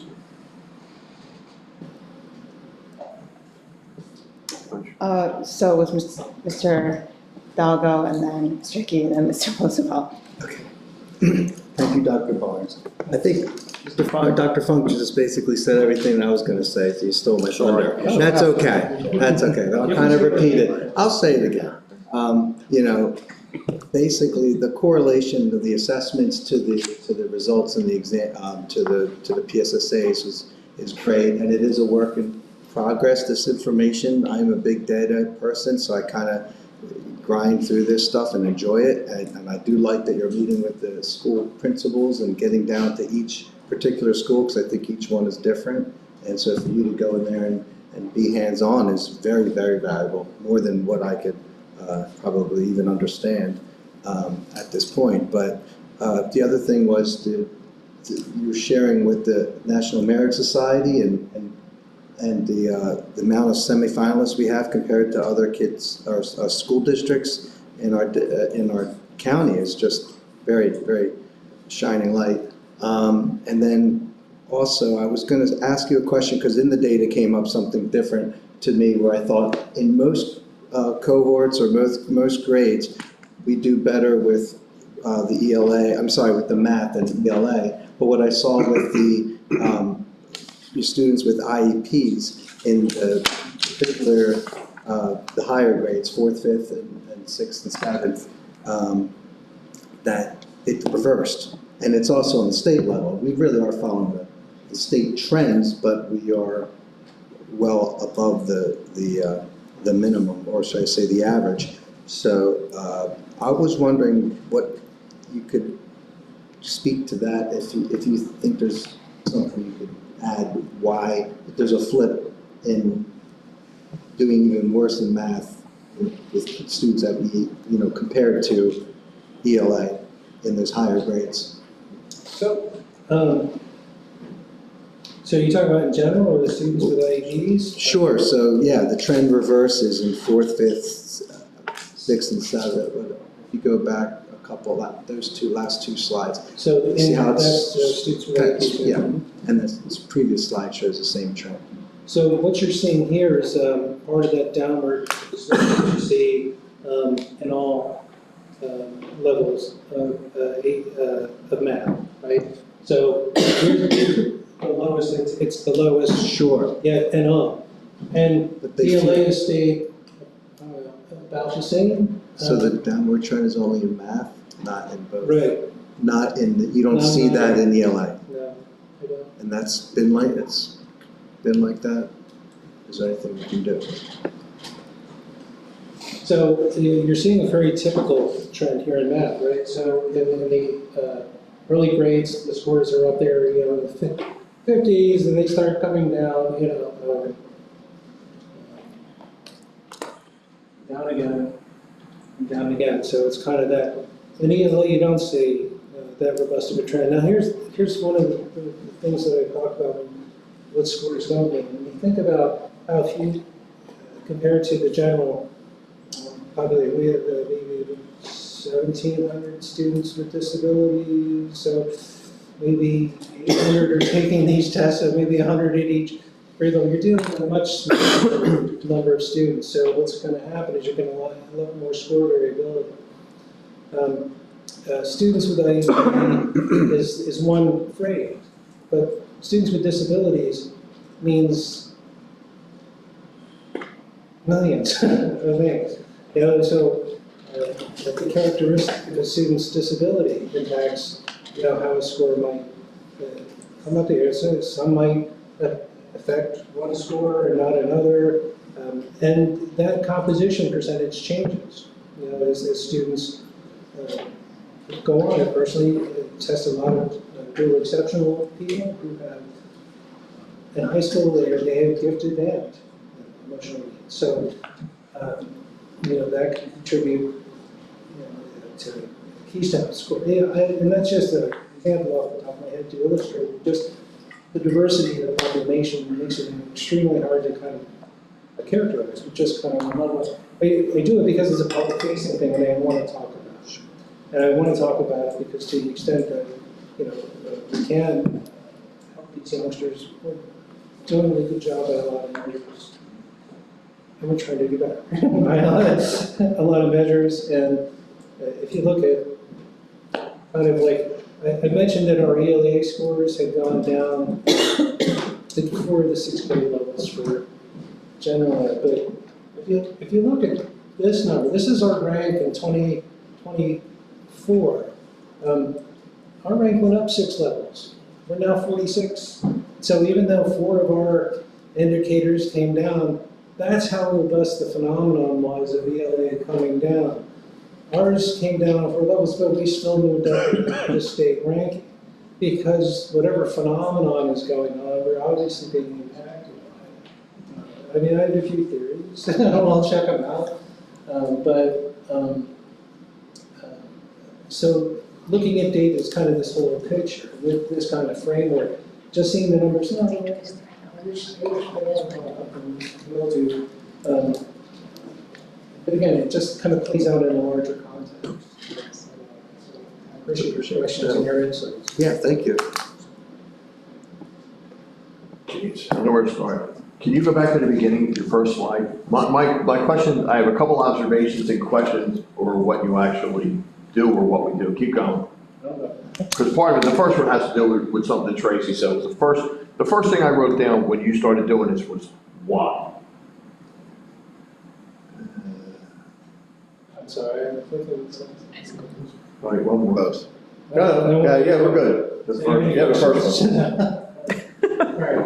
Yeah, my first question when I saw here, when I'm looking at these cohorts, I'm like, why are our scores going down from 2023 to 2024? You know, it seemed like our scores were going down in ELA for the PSSA, and the first thought that came to my mind was, like you said, we just spent $2 million on a structured literacy program, and gee, it's not working.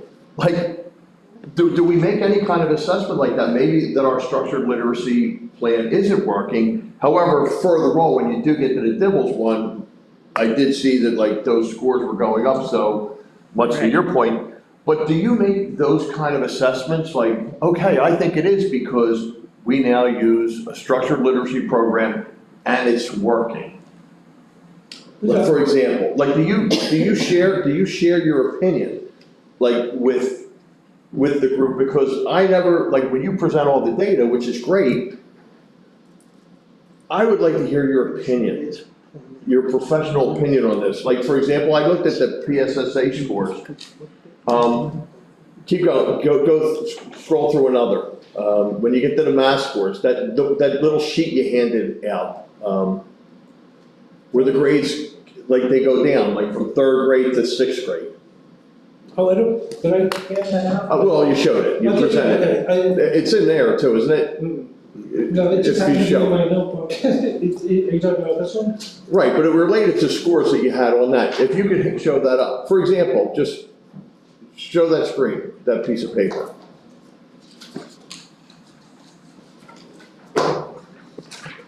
Like, I'll give you my opinion on why that happens for math, but do you share your opinion? Like, my opinion on something like that is if you can't do simple math, if you can't do addition or subtraction, when you get to multiplication, you're gonna know even less because you don't know the basics. And then when you get from multiplication to fractions, you're gonna know even less, which explains why scores tend to go down, because if you don't have the foundation to build upon, it's never gonna happen. I mean, it's, I don't wanna say common knowledge, but like, do you share your opinion of that data with anybody, or we just say, oh, gee, the numbers are going down?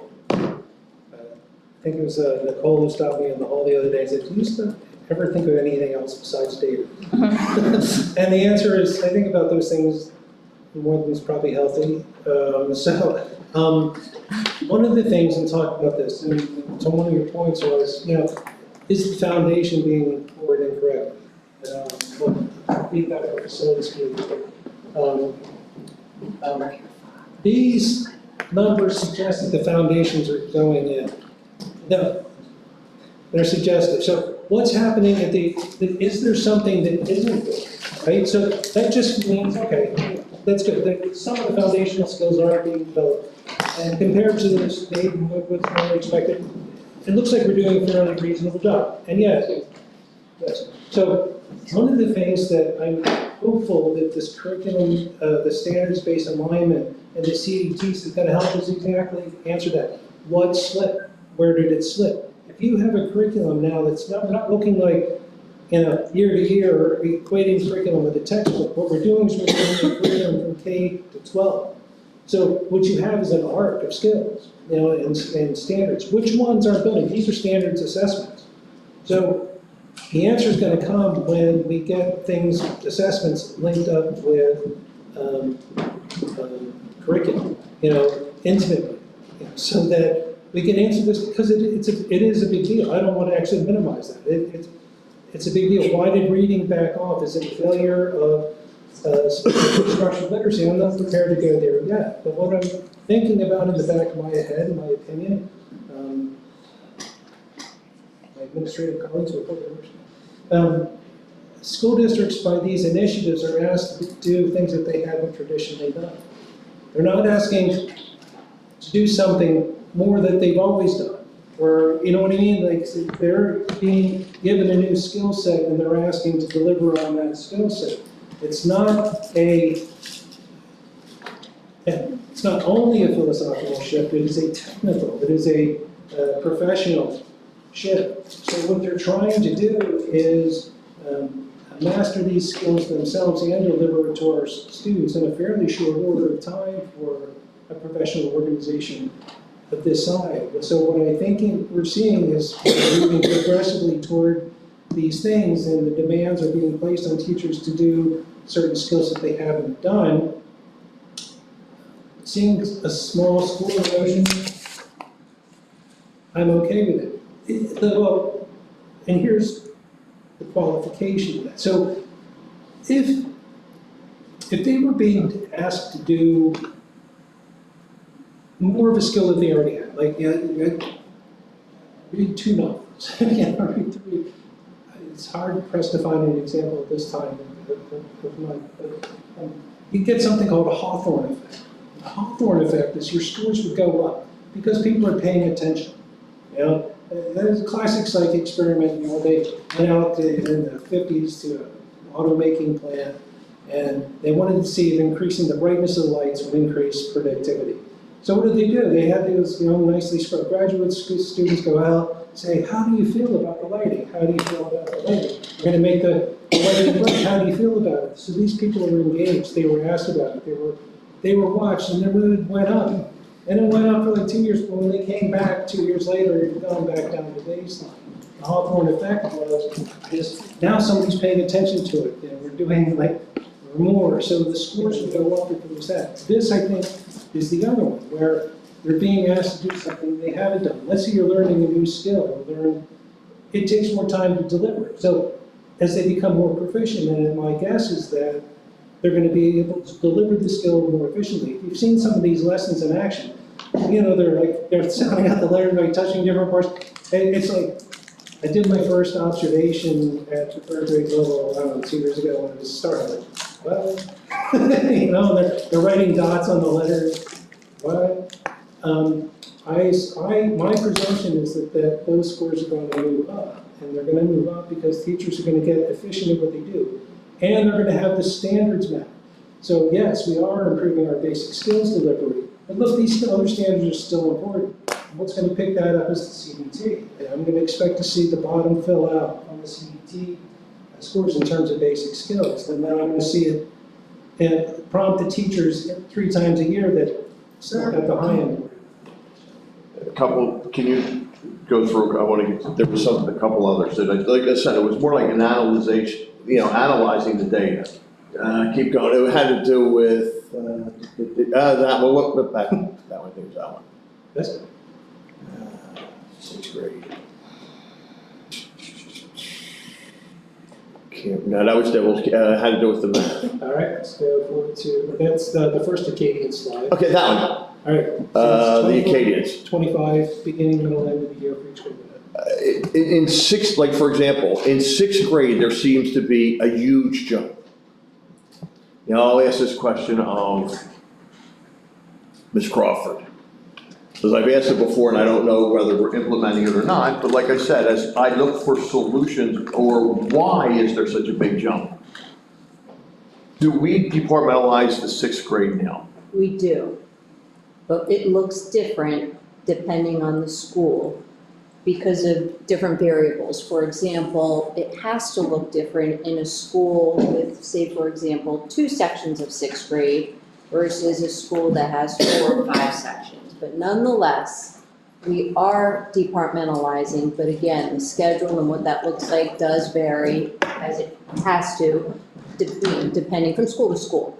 Dr. Barnes is actually working with us to help analyze, again, this year, the successes and maybe where it could not be working as intended. And that will also come from collaboration with the principals and the 6th grade teachers. So is it a possibility that that score has gone up because we now departmentalize 6th grade as opposed to having, I don't want to say any old teacher because our teachers are all very good, but someone who is proficient in instructing math to all the kids as opposed to every teacher just instructing math to their kids where they may not be as strong in that subject area?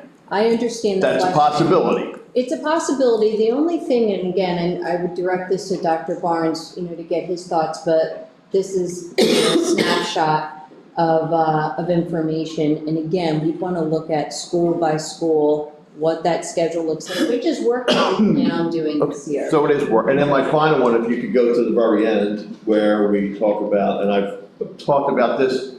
But again, before we do that, you notice the increase in Acadian scores, but they still have a weaker prediction than like even the ELA CDT. So that's the case where we're absolutely delighted, of course, the score went up like that. But does it overlook with some other way of looking at mathematics that would suggest that, something nailed? It's not to say that it doesn't either, but just say that these things all have to go into the equation. So, you'd want to look for some movement in your 6th grade PSSA score over time, to see, because even when you do something like departmentalization, it's a philosophical shift. Teachers taking time to kind of, get into that rhythm and see what they can do and utilize their expertise in those areas. Might take some time to material. I don't know. I'm just saying, this is the way it's actually going to happen, but. I would agree with that. I would agree that it may not be such a quick turnaround, but we'll take a look at that. For example, there are some teachers that haven't previously taught just one main core subject area. So they're also learning that content in a different way and teaching the various classes. But we're going to partner together this year and take a look. And towards the end of the year, share out. And my final question has to do with keep going. It has to do with the APs. Perfect. Which one is this? It's that one and the one before, which I always ask this question. Okay, if you look at Council Rock North, their percentage of total AP students with scores of 3+ in 2025 is 98%. Now go to the next slide.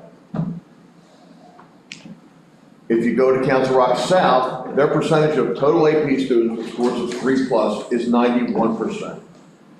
Consistently lower.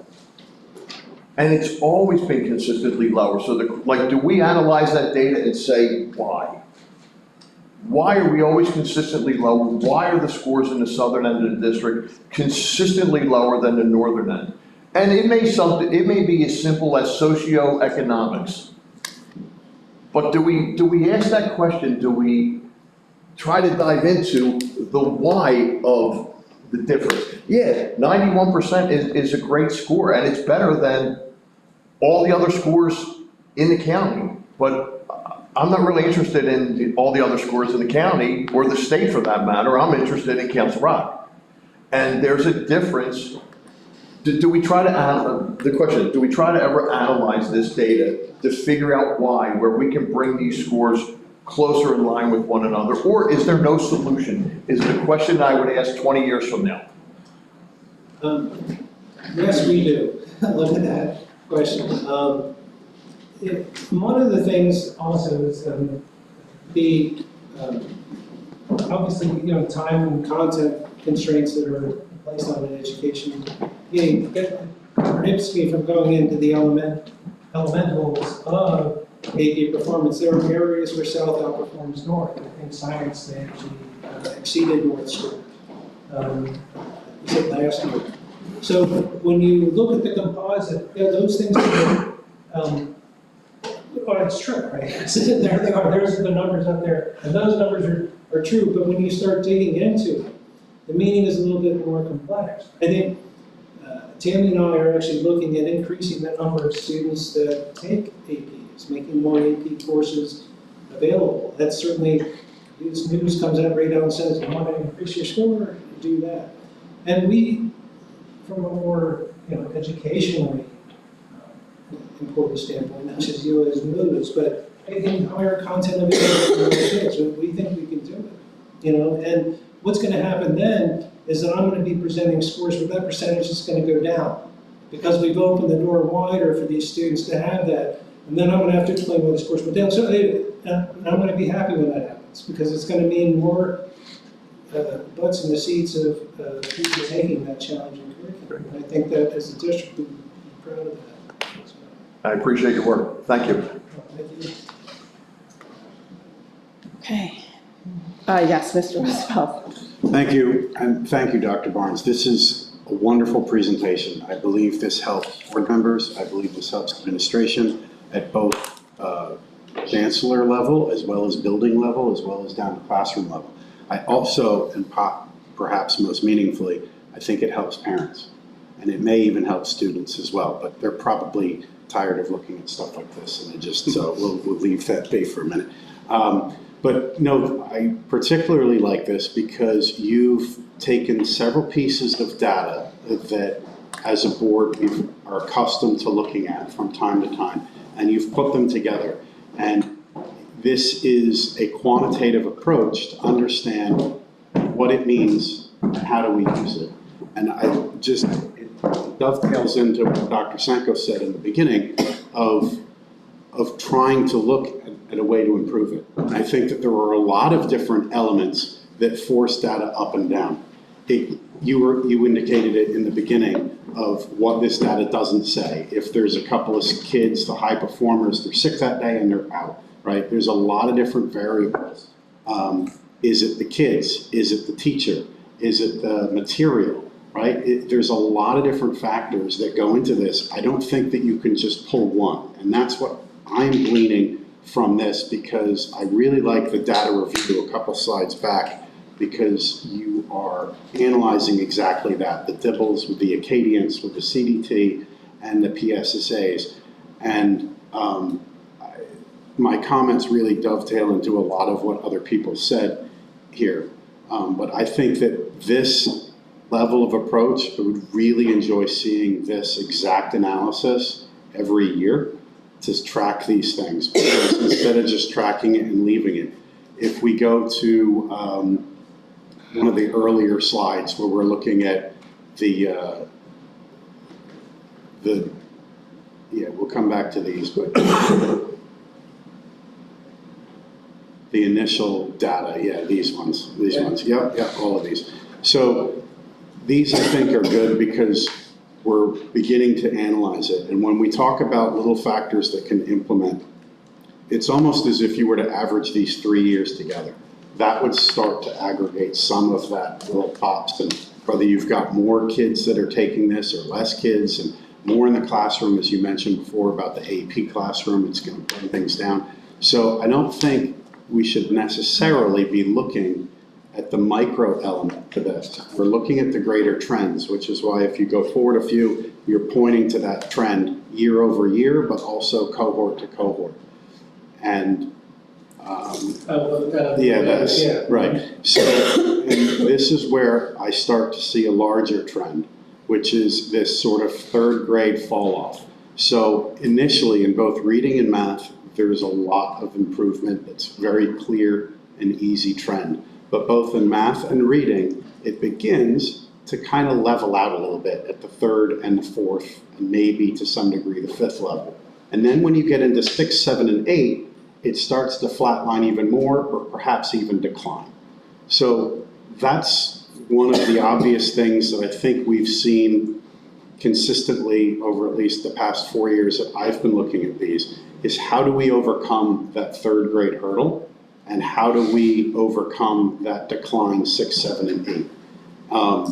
But it's also going to the point that you can't fixate on any one data point or any one series, because if you advance further to the data review, we're looking at what the correlation isn't necessarily causation, right? And we're trying to aggregate what are these predictors. And to Dr. Sanko's point, let's not just test and lose instruction, right? Let's do something with the data that we're obtaining and figure out how we can do it. And that's really why I like the whole presentation here, because you're actually getting to that point where I think it is helpful, as I said in the beginning, to the educators, the administrators, the board members, and the parents, and interested students. So I really like a lot of this, and I want to continue to see it and see if we can get into that question of why is it that North is outperforming South. But I really liked also, like Mr. Hidalgo mentioned, that the National Merit Scholars, North and South, are beating other Bucks counties. So that I think attributes, a lot of this attributes to one thing that changed, which is Dr. Sanko's administration and the wonderful people that have assembled around this table in this building to predict I think this is really a big feather in the hat, a gold star in the chest of what you've done, Dr. Sanko, since 2021 to today, is you've solved that question and put forward. So I really think this is a wonderful predictor, and it would be great to keep tracking it. So if you advance to the data review, I mean, yeah, we're looking at the Acadians and we're looking at these other things, and it's kind of showing something, right? But to different degrees. And when we get to the data review, this is really interesting. I'm hoping we're not testing kids 48 times a year. And I'm hoping that we're kind of looking at this, but I also recognize that there could be a blip for the factors that you mentioned. Maybe you have a strong cohort, maybe you don't. Maybe you've got a couple of kids that are missing in certain things or don't participate. Or maybe we have more parents that say, wow, this is great, now I'm not afraid of the data. I think I'm gonna have my kid participate. We get more participation across the district. And if you get to keep moving forward a little bit. Yeah. Yep, keep going. Right, we talked about that. This is interesting also. I've been interested in this for a long time with Nicole and Al, remember. So that's great. I'd love to see an expansion on that. Keep There's some moving. fancy 3D charts where you can hover over the bubble and look at all the Yeah. districts and see how much they're spending. So Yeah, it'd be cool. So this, right, even when we have the IEPs, it's following the same sort of trend that we've got nationally as with our schools, but it's also reflecting that same thing of in grades up to maybe 3, it's higher, and then as you get to the 6, 7, 8, it starts to go down, and once you hit 3, it's kind of flatlining. They're not as volatile. So I think that's what's really helpful to look at, to understand how can we correct this. And I like the large anomalies as well as the whether it's positive or negative. I think that is something good to just know, but don't put all of your investment into that, right? Don't put all your significance into that. To be able to zoom in at a macro and a micro level and zoom out is really helpful. And that's what, for me, I feel this has done, which is why it's a great presentation to connect all of these different data points to show the overarching trends and enable all of us to come to similar comments and similar questions, which I expect the administration has already seen this, because they've seen like an additional 50 slides that hasn't, right? This is way scaled down. Yeah, so I mean, I do, I like data also, because I think qualitative is very important, but quantitative is as well. And we can't just look at one and find the overall trends is really, really meaningful. So I would, probably like to see the full battery of slides, but you've selectively reduced it. You've selectively reduced it, I think, to convey the meaning here, which I think is wonderful. I think we spoke about this last year, where we look at a thing and we say, oh, great, we're beating the state, but look at our proficiency versus basic. It's still not necessarily where someone would want, and we want to see improvement. But this demonstrates aggregate trends of improvement. That's why I want to see this go forward, because I'm really interested to see where it goes. If we change a program and we introduce something like Dibbles or a new math program or a new reading program, I wouldn't be surprised if there was a little dip, which doesn't mean it's not working. It just means that there's an adjustment phase. And I think that some of this may predict that, and to see it over 3 years or 5 years, I think starts to tell it, and to see how grade 8 connects to grade 9, right? And how this sort of continues is also meaningful. But what it comes down to some degree, and you touched on this, is that if somebody is not ready to learn, they won't, right? So if the teacher doesn't have the student's attention, the student isn't going to learn as much as they could, or the other student that is paying more attention.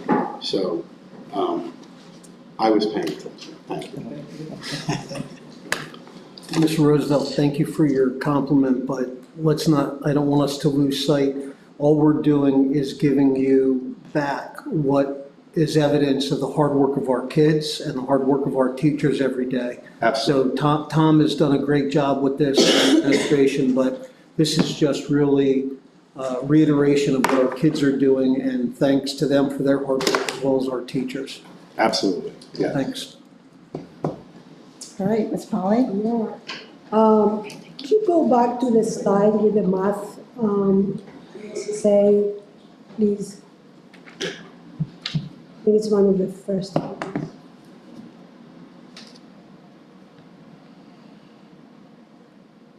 So those are the math PSSA. Yeah. I read this totally different than some other people. So first of all, these are not scores, right? These are percent of efficiency. Yeah, that's right. Okay, so these are not scores, by the way, Right. okay? Just for the record. A score would be Okay. like 1,000 or Exactly, 1,400, yeah. exactly. And then you go from even the ones that go down, 69.1 to 60, cannot see very well, like 16. That's the one that went down. Yeah, I mean, by what? By 1 point? Is that statistically significant? That is actually not statistical. Yeah, I mean, we cannot say our scores are decreasing when they're about the same and they're not statistically significant, and they are not even scores.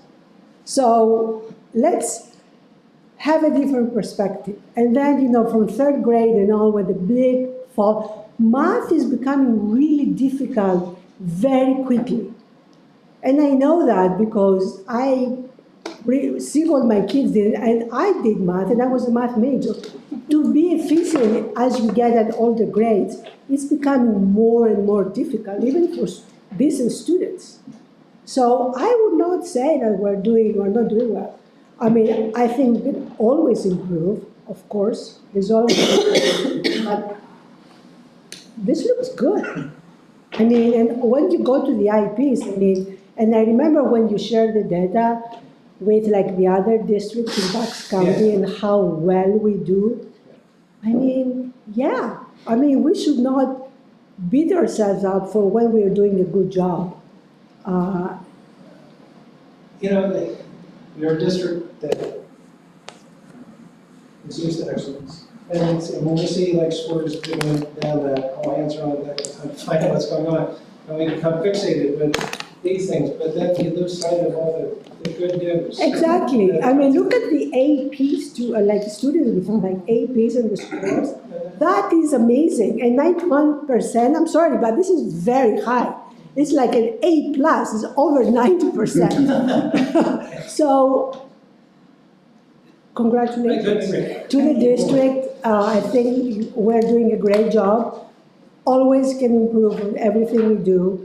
Your work, amazing. I know there's a lot of hours behind this and try to make it in a way that would make sense to us. But I am impressed. Thank you. One thing I'll leave, so it's just kind of thought about like the math scores. That I'm a math person, and it's true. I like, and there are math people. At what age is it that people lose interest in math? Like maybe in reading, there's that novel that's going to inspire somebody, or I don't know, some story that's motivation or something. But when my young kids were going through high school, they came up to 8 through 6 studying again, or things. Then there was a point after saying, I want to do that. I want to play hockey, right? Yeah. I want to do art. It's too hard, yeah. They start to have different interests, and maybe that score decline is people leaving that behind because it's not obvious to them, or it might be something that you actually raised 4 years ago. It's exactly that. How much of how much did that do for their parents? It's not, SES, it's a big issue. It's not like it's just money. It's not. It's like, okay, so we only paid them $100,000 a year. The scores would go up. It's the expectations about how education benefited them as parents, and they convey that to their kids. So maybe those are soft factors. I don't know how I get my hands on it, but and then there's things that I think that might account for that kind of downward slope in that. I'm always trying to figure that out. Thank you. Thanks. Any other questions? I do want to thank Dr. Barnes for, this comprehensive look at all of this data. I know at the pre-meeting, it was kind of like, do we remove some? But I thought it was important. I thought it was important to leave all the data that we have, which is half of what the rest of administration has, because I think it, as several colleagues at this table have stated, I think it's really important for families to see this. Whether or not they're looking at it tonight, they can go back and review it, which I think is really the important and critical part. So I thank you for that. So I do have a couple of questions. A couple of things and statements that you had stated, Dr. Barnes, stuck out. So looking at, the purpose of these screeners. We have MTSS that we brought on a couple years ago, and we have these screeners, the Dibbles and the Acadians that we're using. With almost 2 years worth of data, as we're looking at this, like what's the purpose of that data, and what can we do with it? And I love the data culture that we're using to teach educators and teachers to drive their instruction to improve student learning. I think that's the most valuable piece that can come out of this data, because what else would we use that data for? I think one of the things I'm looking at is we're looking at proficient and advanced scores, and we're talking about, I think Mr. Roosevelt had alluded to the flattening out of scores. And I think Dr. Barnes, you alluded to it, that if we're looking at the DIBELS at K-2, and they're, showing progress, whether it's the curriculum change that we've had in the last couple of years, or is it also the fact that that test or that screener no longer is relevant, let's say, for those proficient and advanced students? So then do we use that as truly the screener for students that we are now seeing from the assessments, let's say, for instance, the PSSAs, to use that as a screener for those students for below basic, moving our below basic to basic, and moving our basic to proficient? That could be 3 to 4 questions in assessment. So looking at the data now in that other way. I know as my previous years and years ago as work, that's what we focused on. It was very data-driven culture when I was teaching. So that's kind of the big question I have there. And is there a time and place that we can maybe eliminate some of these assessments, which I know that you're alluding to? So one of the questions I have, or one of the statements, I'll use an example here, is you had a slide up there with the reading PSSA data for 5th grade. So that was the end of 5th grade, end of last year, at 63.4 for 5th grade reading, ELA. So then we look at the benchmark DIBELS for this fall, beginning of year. 6th grade, it would be 6th grade now because it's the cohort. So. The beginning of year, yep, data review, yes. It's under that chart that says like, beginning of year, DIBELS, the DIBELS. Next one for 25, 26, right? So 20 the next one. I was looking at the chart. Yeah, the next one.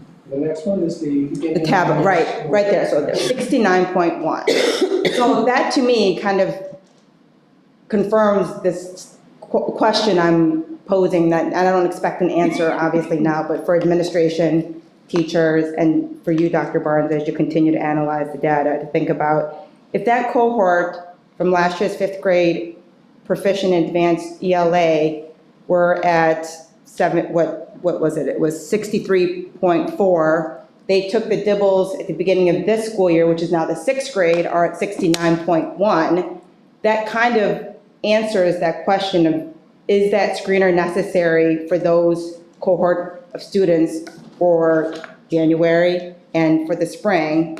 Or do we focus now on the screener for the below basic and basic students? And I'm going to go back to what Dr. Sanko stated. Having a 6th grader currently that was a 5th grader last year, the assessments are a lot. And that is not just in the state standardized assessments, but also the screeners that we're having, and then the CDTs, and then the curriculum exams. So like the beginning of the year, and I know looking in January, those students will have to take again the screeners. They'll have to take in grades 3 through 6, the CDTs, and they're still taking their curriculum assessments and quizzes on a weekly basis. And if we're saying the CDT is the diagnostic standards-based tool that we're using to predict PSSA scores, which is a mandated test for our students, doesn't it make more sense to use that for the proficient and advanced? Hopefully that makes all sense. The only downfall to this, and again, a question I'm just posing as a parent, but not an answer yet. The only downfall for me as a parent is the screeners, the DIBELS and the Acadians that, I started to receive last year at the beginning, middle, and end, was kind of nice to see as I guide my child at home with their homework or practice. If we get rid of that for the proficient and advanced students, I no longer get that piece of evidence. And then I know the CDT doesn't have that, at least that I know of. So that's the only question I have as a parent of an upper elementary student that I no longer get anything other than the report cards, and the report cards doesn't give me this level of information. Well, maybe the report card committee can, so I'm gonna just kind of step away. Right, so again, not a, I just have to say, I did distill a lot of the things that you were saying. These are ongoing projects, because it's. Absolutely. Dr. Sanger and I talked about for years, and then there's a lot of assessments going on, and we want the high value. And so I do want to emphasize that you said that you're, as an upper elementary school parent, if you're not going to get the dibbles, what information you get. And one of the things that this might point out is that it's not really giving you information. So I don't want to say it, and I'm still in like, the teacher's contract, so I don't get to go and tell people, oh, you're just not going to do that anymore. But it actually has value in the sense that I can help people change by the strength and only by the strength of the data. Because I'm not a reading teacher, and the people who put dibbles in place are smart people who know about reading, and people who did Acadians. They're smart people who know about the math. They've been instructing math. I haven't. My goal is to work with them from the database perspective to say what is in fact giving us return. Now, so the dibbles is an assessment. It's not a program, and this slide isn't meant to poo-poo the dibbles. But rather, what it's saying is doing exactly what it's supposed to do in grades K1 and 2, or we have a screener in grades K through 3. But the dibbles, what it's doing right there is it's measuring basic early literacy skills. It's in the title. The PSSAs aren't there until 3rd grade. So the only information that parents get about, not the only, but certainly a large part of what they're getting is coming from the dibbles, and I think it's still useful at that point. You made a good point about, so if we're separating students into tiers of need, if they're always in the at or above benchmark, why are we even going to take more assessments? And that's in play. The CDT is a good tool. Is it the best? That's still in question. It's a database thing. It's got to be constantly reevaluated. It's not like I get sponsorship from CDT, they don't send me t-shirts or swag or anything like that. It's a free test. I don't get a commission by selling it. It just does what it does. It tells you how your students are progressing along in the standards, and you can get information. Ultimately, the way you do a CDT is you have the students do it. You have a 2 or 3 minute conversation with the student after they take it. Hey, these are the 4 areas of math. It looks like your score is low in here. What do you think about that? Now that's something that go, I think, easily into a report card discussion. Just like, but you don't make more of it than it is. It's just, the target is these standards at the end of the year. This is, CDTs is kind of lighting the path, for the teachers and the students to follow. So in terms of pruning assessments, one database thing, just me, but, Rose Burkhead has to say, that makes sense. I still need it for this, that's fine. It's a work in progress. For the return that I see, I don't, particularly because it kind of flattens out. It's no longer serving its purpose as it's still measuring early literacy skills, but hopefully at that end, as Rosa was pointing out, it kind of loses its informational quality, if you will, for parents. And one downfall, that we have found, although I do believe that parents have appreciated having that information sent home at the beginning, middle, and end of the year, at times, upon reflection, we found that then they put a lot of focus on that information, and we continue through, a cover sheet that is sent home with the information that you've seen that shares the background behind the information, but we always like to reinforce it helps to inform our practices and how we're supporting students. So I think that's an important piece to the discussion as well, that although it's great, we want to be transparent, and it has been appreciated by the community to get that information. There are some parents that then we worry that they're putting so much of a focus on the dibbles or the Acadians that we want to make sure that we're telling the full story. So these are great discussion points and ones that we've talked a lot about on our end as well with Tammy Rose Burkhead, Ken Rooney, teachers, specialists, so, the continuation, the conversation will continue for sure. Okay, that was a great discussion. Thank you. Thank you so much, Dr. Barnes. Thank you, Dr. Barnes. Dr.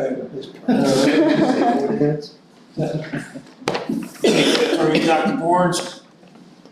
Thank you. Great job. Thank you.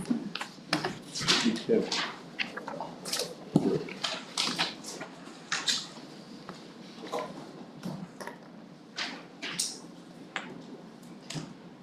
Mrs. Crawford. Okay, I will take that. So we are going to transition to a great topic, an exciting topic, full-day kindergarten. And I'm thrilled to share with you some feedback from this first marking period.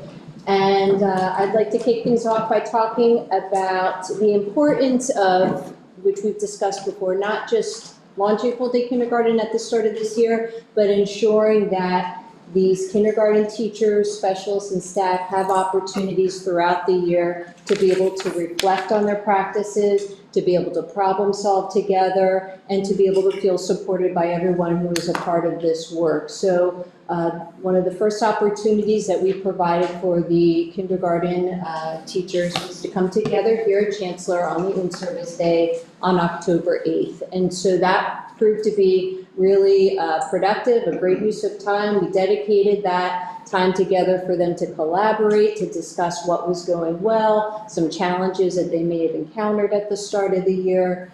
Certainly it's opportunities for feedback and reflection and problem solving around topics such as scheduling, curriculum, and even Play Lab implementation, which is new this year as well.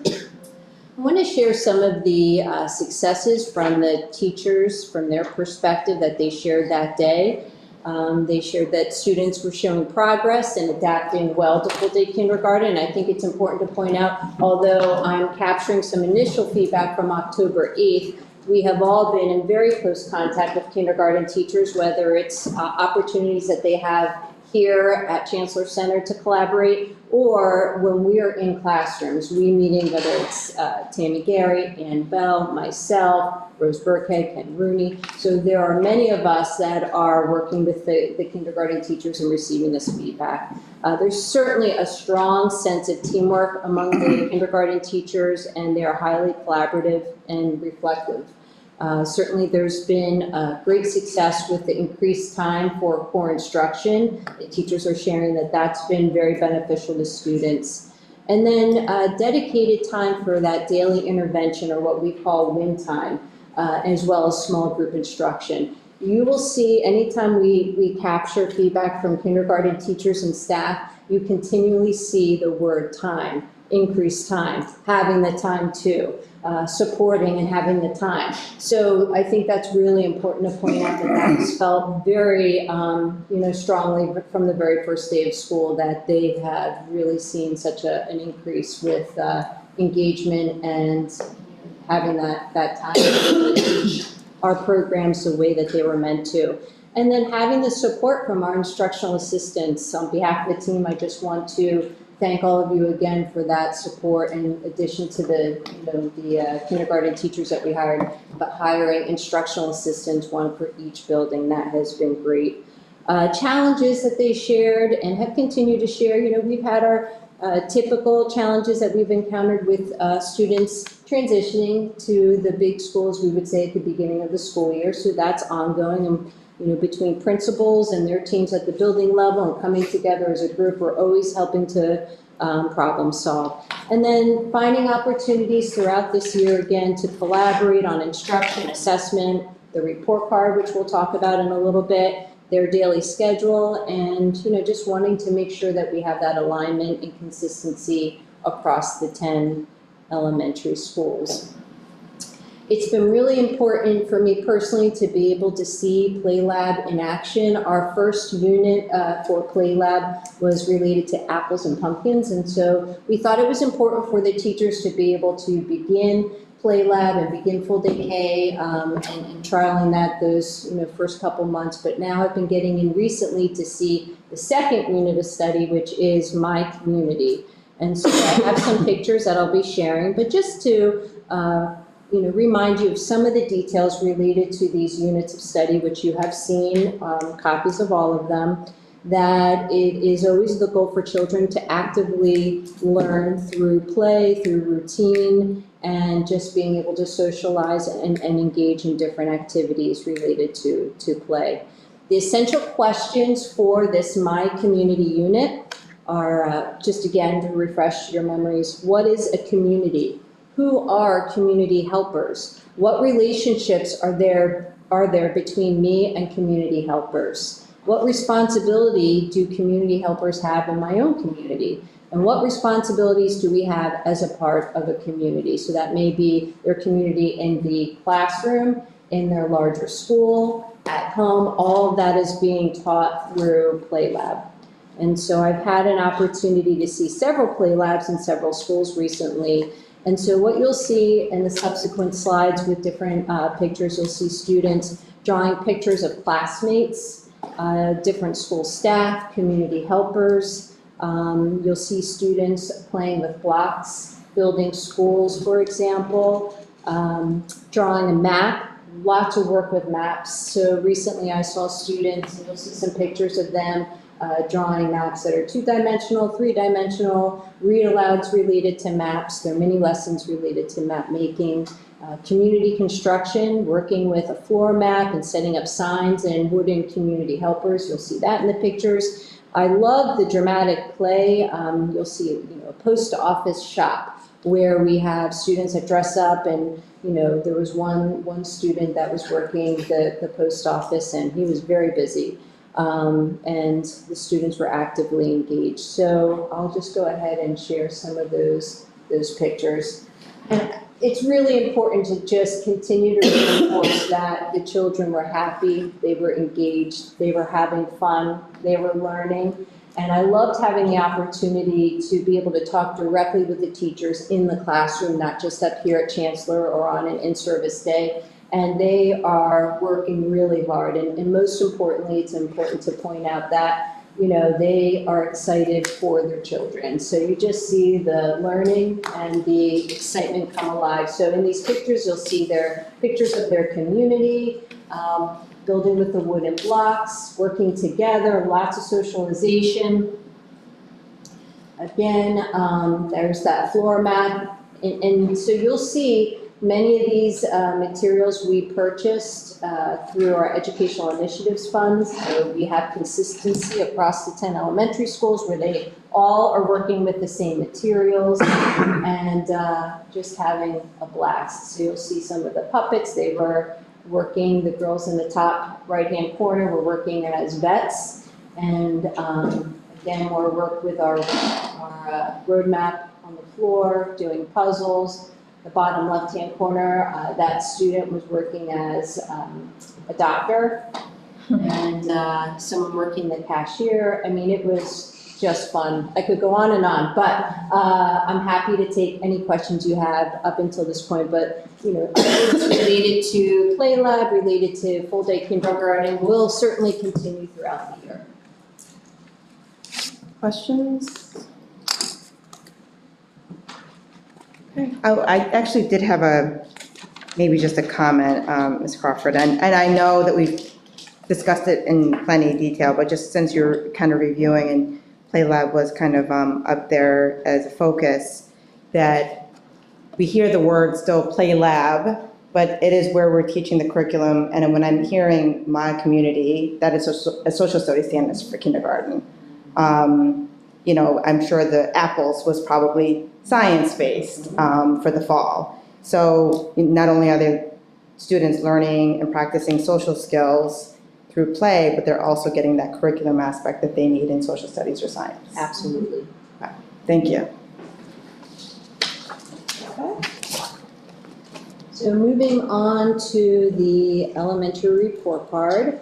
This is not a new topic. We've talked actually quite a bit about the revisions that have taken place, but because it's been a little bit of time since we've brought this up in Ed Committee, I thought I would just go back for the community to refresh everyone's memories about the work that's been done. So our last major update to the elementary report card took place in 2009.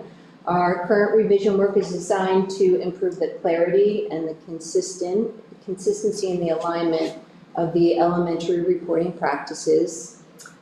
This work has been led by teachers, coordinators, specialists, district administrators. It's certainly been a heavy lift with many, many people representing all 10 elementary schools have been a part of it. This work was informed early on by survey feedback. We've looked at county model comparisons, and obviously our work with structured literacy and MTSS is really important to this process as well. And our main focus up until this point, the committee has worked on revising language and overall formatting. So again, in 2023, 2024, that was what we considered our phase one of the work. We did form a committee, a district committee that year, and we said this is going to take several years to actually complete the work the way it needs to be done. So we began that work that year by surveying all elementary teachers, analyzing the priorities. We formed a committee, as I shared. We looked at over 40 models from surrounding districts and compiled that information. We created shared reference materials for teachers so that we had that added consistency across the buildings. And we aligned our new curriculum with the actual document, and we revised the comment section as well. Last year, we continued with refinement and what we called alignment. So continued collaboration as a committee, revising language. I'd like to give a shout out to our tech department here at our technology integrators, as well as those that are based here at the Chancellor Center. They are always helping to support, whether it's a formatting change, a change in text, anything we need. We're greatly supported by our technology staff. So that's been greatly appreciated. So we've done an ongoing review of our grading structure. There's been lots of continued discussion, and this has been a long-standing topic of discussion for many years at the elementary level, is adding in letter grades for our upper grades, grades 4 through 6. That's actually been feedback we've received from parents for many years as well, and I'll get back to that in just a minute. And then we did end up implementing letter grades for 6th grade. And Mr. Hickey, that aligns with the topic of departmentalization, as well as how our programs in 6th grade are more aligned to the middle school by design. So we thought that that was developmentally appropriate to add the letter grades for 6th grade.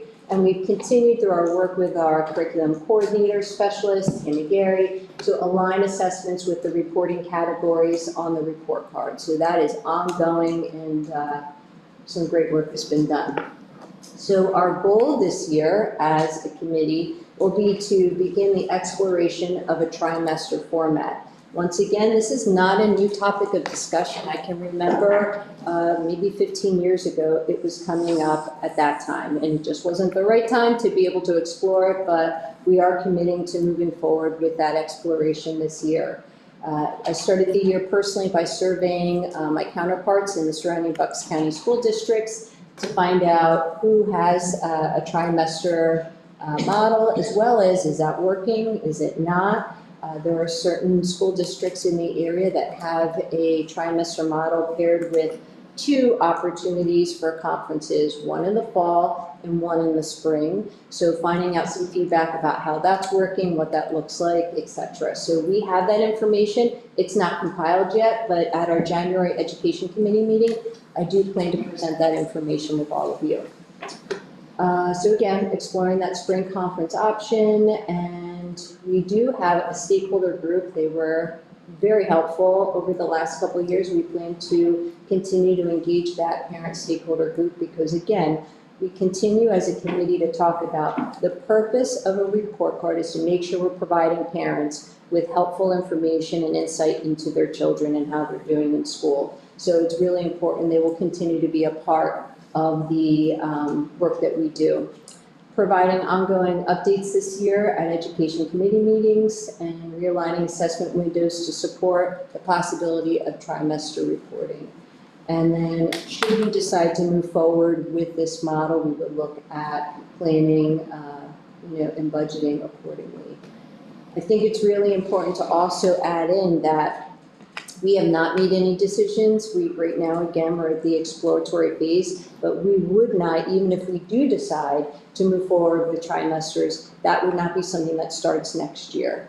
This would be something that we, take this year to explore and then use next year for planning, communicating. It's really important if we go in that direction that it's done well, it's done right, we have that attention to detail, and that again, parental voices are a big part of this as well, because that's their end user with this. So it's exciting work. It's something that, again, our teachers and our staff have been already a big part of moving forward, and it'll be an exciting year. So I'm happy to take any questions. Questions?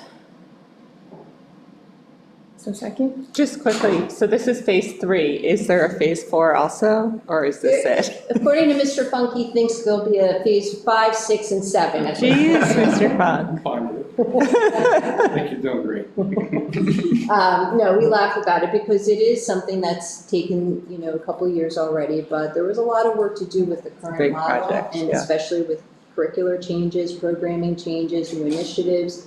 There was a lot to do these last couple of years. But to move forward with trimesters, we want to make sure that we're not rushing anything. And we're also mindful of the fact that we have a lot going on right now from a teacher standpoint with structural literacy and at focus, so we don't want to overwhelm because this would be a big change. So this is work that will continue into next year. Thank you. I do actually have a question. I guess, I think a couple years ago, when we had started talking about report cards, at least for me in education committee meetings, as a parent, some school districts have report card conferences at every report card marking period. I know here, historically in Council Rock, we had only always had one, and it was at the beginning of the year. In the beginning of the year, report card conferences are historically those last 2 days before Thanksgiving break for elementary school students, which means the only data academically that parents are getting, that teachers are able to compile, is really October, right? Because September school starts, and if you're looking at a snapshot of October, a little maybe of September or November, of a 6-week window of instruction. If you could speak a little bit to what that trimester, the why of the trimester. I know for me, as soon as I heard, another conference, that to me was, as a parent, a big one, because we get that little snippet of information, and I know we're able to, as parents, request a conference at any time. I can tell you I've never done that in 7 years. So having that spring, I think would be really beneficial, and especially at the older level as a transition to middle school. And would this also mean, in the second part question, you can answer both, if we move to a trimester report card conference, or report card format, would there be then less assessments? Well, that would be an important part of the work that we do, is figuring out how to align the assessments with each trimester. I can tell you the rationale behind moving to trimesters is because from a teacher perspective, and I remember, experiencing this as well, the quarters are very short. So by the time that you feel like you're starting to collect that information, it's time to start entering grades. That's how it feels, and it's short. So we look at having more time, having more data available, more robust and accurate information to share, is really the why behind it. The spring conference piece is very interesting because, again, although no decisions have been made whether we would necessarily move to trimesters or have a second conference, it is intriguing to me personally, talking to colleagues in other districts. They said that those that moved forward with trimesters and had that second conference in the spring, that over the years, the conference itself has become more powerful and helpful to parents from their perspective. They collected that information than even the document itself. So I asked for a little more information as to why, and topics which are not new ones, but student conferences in the upper elementary grades. There are several Bucks County districts that do the regular traditional conference in the fall and move to more of a student-led conference in the spring. There are schools that do that here, in different classrooms. So again, That's not something that's new, but boy, when you talk about a powerful conference where students are taking responsibility and management over their own learning, sit in on a student-led conference. If they have the right information and modeling and training and insight ahead of time, you can glean a lot more information, in certain cases hearing it from your own child. So these are just ideas that have been shared, but again, the committee's going to work through some of that. But that's feedback that we've received, that conference has been, if not more, helpful to parents than just the document itself, so. Excellent. Thank you. Okay. Great job, Mrs. Crawford. And I did joke with Mrs. Crawford that, you know, in terms of the elementary report card and the phases involved, and then I kind of compare that to a high school schedule and look at that as a major change. And I think that's a lot of what we do at the director level. We try to facilitate and manage change process. You're trying to forecast unintended consequences. You want to be thorough with your analysis. You want to involve as many stakeholders as possible and gain input. Eventually, you know, decisions have to be made, and you know, we do the best we can. I'm happy to report that things are moving along swimmingly with the high school schedule exploration. At this point, we have visited 11 schools. We could probably visit 1,000. As a side note, I will tell you just personally, when it comes to professional development and enriching yourself professionally, there's nothing like visiting other schools. You know, it's an invaluable experience to see how other people do business. Oftentimes, you know, we have 180 school days, and I kind of concentrate on the 4 schools, the Sloan School and Achieve. But it's nice to get outside of your own world and see how other people do business. So it's been a great experience. We've had the 11 visitations. Generally speaking, we have about 4 members on each visit. I've made sure that each of our committee chair people, and again, our committee chair people are myself, the 2 high school principals, and the 2 assistant principals at North and South who are responsible for the master schedule. We're kind of the chair people of this committee. So I make sure that they head each of the visitations.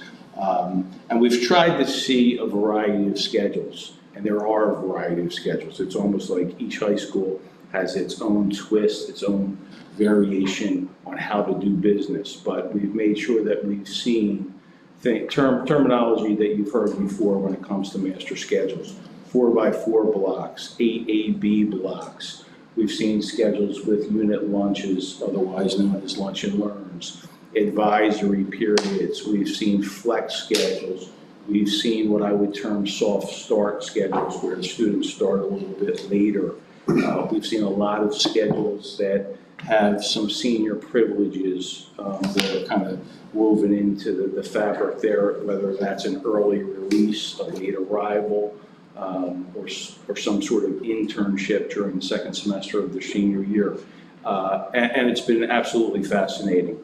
So the way we have approached this is we just had a large committee meeting yesterday afternoon. We took about 3 hours, and we charged each of the visitation teams to have a presentation, a 15-20-minute presentation, basically giving a synopsis of their visit. And generally speaking, the visits kind of are about 2 to 3 hours a piece, usually, and everybody has been very gracious and hospitable. But you go to the high school, usually the principal or administrative team greets you and you sit down with them, trying to gain an understanding of if they have made a recent schedule change, what was the rationale behind the why? Why did you make that change? What obstacles did you face? How have students responded to that? Then generally you have an opportunity to speak to some of the departmental leaders, the instructional leaders, talk a little bit more about curriculum. Are you losing instructional minutes? Did you gain instructional minutes? If you have an intervention time embedded in the academic day, are you finding that to be beneficial to students? Are students taking advantage of that time? Are there disciplinary issues? Does this impact your special education group? Does this impact your students that are attending a comprehensive technical education program? And then finally, you generally have an opportunity to speak to students, which again is very refreshing to get their perspective on schedules and how it impacts them as adolescents and in terms of the learning.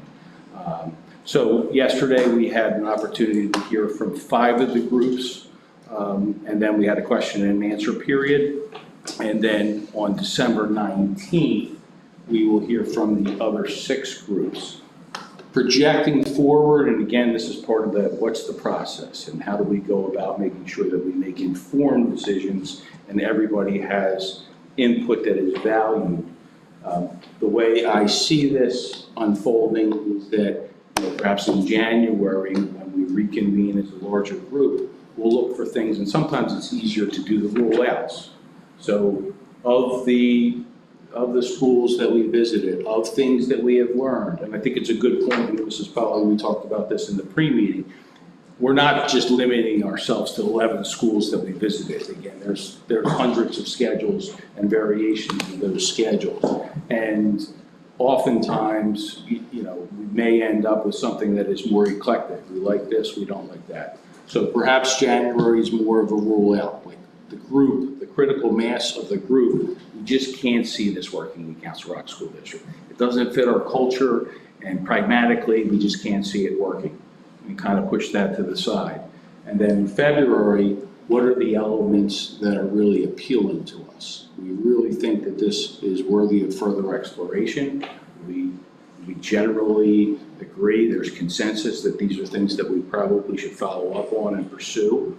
And again, just a reminder to the committee and a reminder to the community, our 4 whys, why are we even looking at a high school schedule?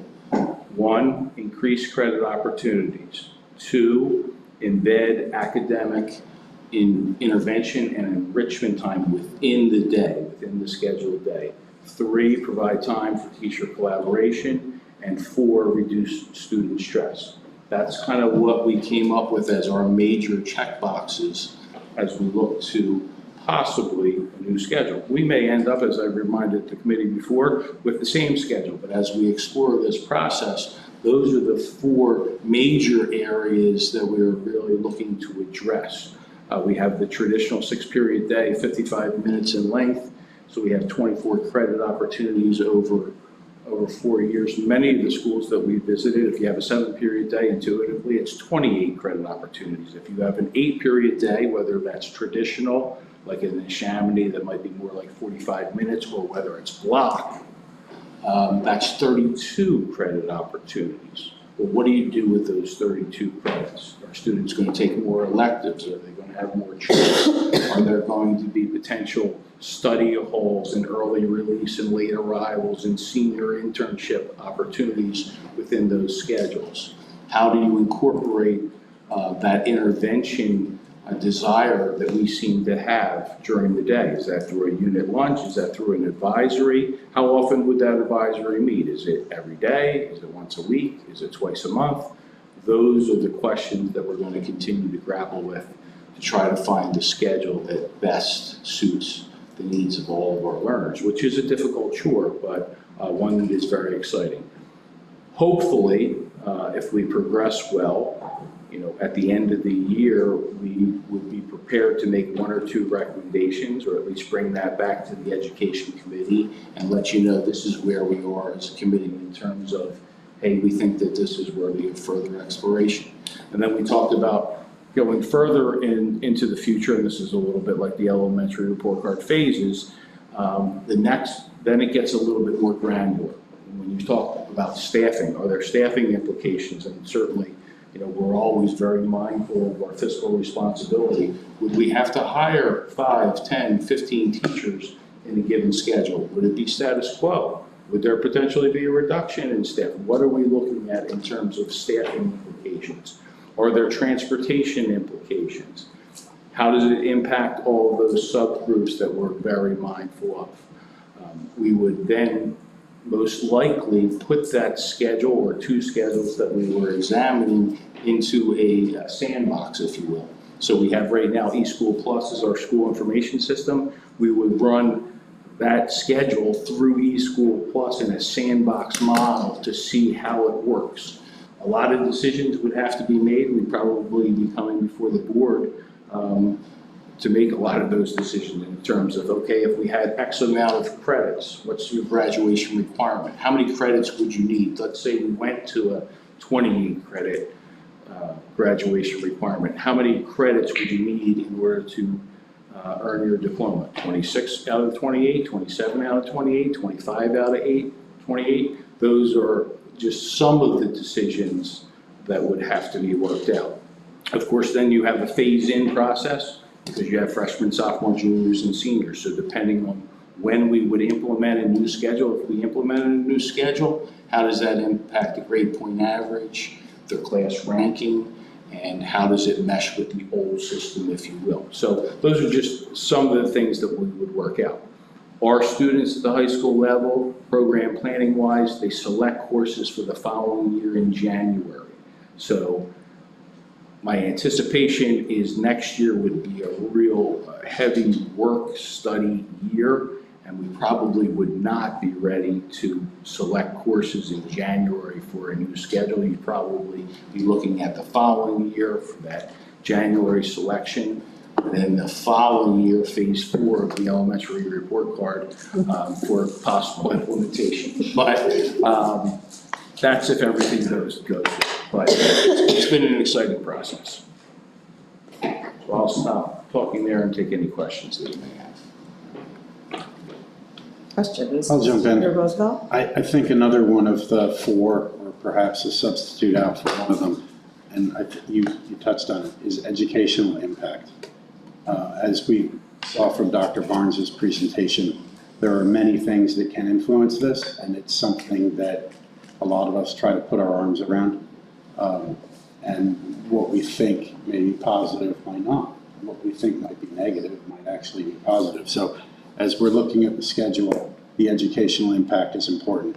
Specifically, I believe the average attendance or substitution rate was like 10%. So if you miss, if the teacher's not there and the period is longer, what sort of educational gap is occurring? That sort of a thing. I think you picked up a lot of the others, but that's just one more that I thought would be important as to why are we doing this? What's the educational impact? Hopefully it's positive. That is a question that we've tried to ask the administrative teams at the high schools that we visited in terms of have they seen an increase? And again, it's difficult for all the reasons that Dr. Barnes illuminated. Have you seen an increase in your Keystone results, your AP testing, your graduation rates? How has it impacted your attendance? And I think he's going to be a very important member, and he is a member of the high school scheduling committee when we ask him to do a lot of this data analysis. I mean, especially since I don't want to put a lot of weight in this, I'm just using it as an example, but he put up the list of National Merit Scholars. And if we're going to switch to a schedule that has less, that might be an indicator of what the educational impact is. And the other thing is, I don't know if you look at policy violations pertaining to substance abuse, perhaps. Might be, I don't know, I'm just spitballing here, just for an example. Might be an example of stress, right? There might be some other canary to look at.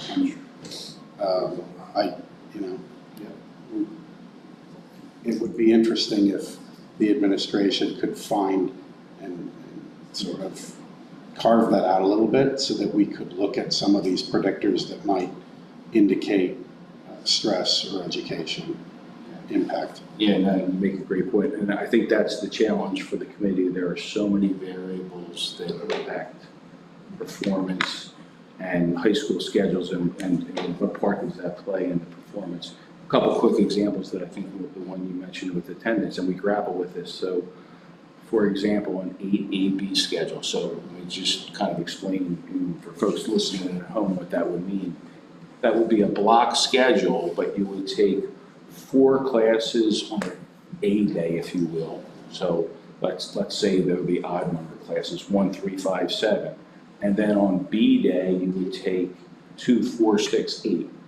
So you're basically taking a class every other day. So there would be some weeks where you would be taking a class on a Tuesday and a Thursday. If you were absent on Tuesday, you're only taking that class on Thursday.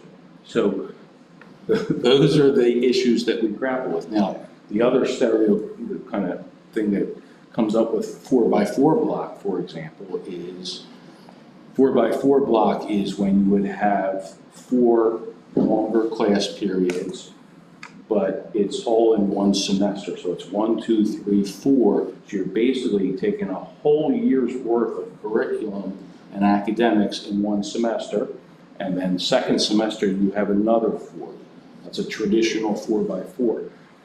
The common lament about that schedule is there's potential that you could take math first semester sophomore year and not get math until second semester junior year. So those are a lot of the things that the committee will grapple with. When it comes to discipline and administrative oversight, unit lunch is interesting because sometimes that can be, and we saw this in some of the schools that we visited, it's an hour time that if it's, sometimes it can get out of control if people aren't assigned to specific places or kids aren't taking advantage of intervention or enrichment and they're throughout the building and, perhaps there's more disciplinary issues. Then people argue with transition times. Right now, when you have 6 periods, you have 6 transitions, 5 minutes in between classes. If you have less periods, like 4, then you have less transition. So yes, all those factors are things that we're gonna have to grapple with.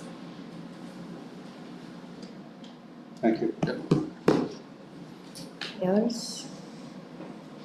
I just had a thought. Is there any correlation at all in terms of the type of scheduling and some of these factors or variables that you're talking about and assessments and how students do on assessments at the high school level? I would say there's probably not a high correlation just because there's so many different schedules. Even within schools that say we're block schedule, they still have variations within the schedule. They might have 3 marking periods of an AP class, others might only have 2 marking periods of that class. Okay. Do they have an advisory, things of that nature. Sound good? All right, moving on. Ooh, wait a second, is that right? Yeah. The calendar. Calendar, yeah, I know this is a topic you've been waiting for. All right, if you don't mind, I'm gonna distribute a draft of the 26th, thank you, Nicole, 26/7 calendar. And I'll just highlight some of the major points. Good.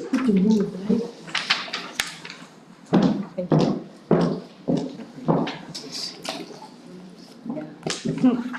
So next year's an interesting year. Mr. Hickey didn't get. Mr. Hickey didn't come. I'm good.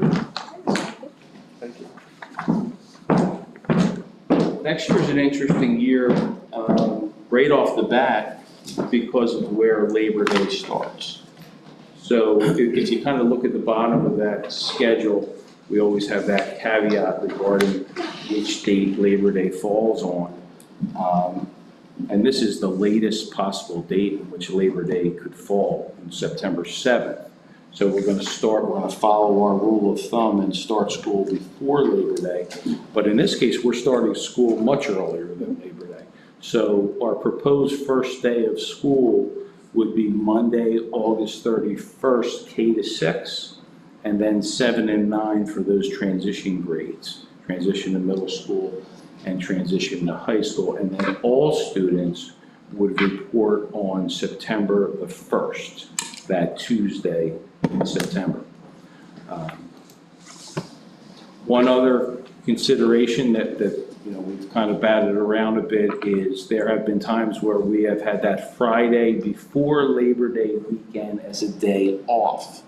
We are proposing that we have that as a day off, if you will. So some of the reasoning behind that is actually if you go to the other end of the calendar, and now we look in June, Right now, we are scheduled for June 10th as our last student day and June 11th as our last staff day.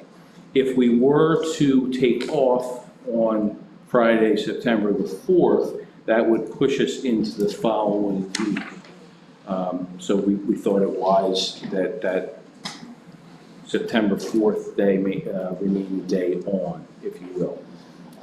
This is actually a favorable schedule for those who enjoy getting out maybe a little bit earlier or more what they deem to be a more reasonable time in June. We have had schedules, and this year's a little bit like that, where we push into the late into the third week in June, and we have heard from teachers and principals that student engagement can be an issue. So in that respect, this looks like a pretty favorable schedule. Of course, we have the 180 school days, and just a reminder that there was that act that was passed a year and a half ago that it used to be an and/or proposition, where it was you have to do 180 days and 990 instructional hours. Now it's an or proposition, but we're still maintaining the 180 days, and we think we owe that to our school community.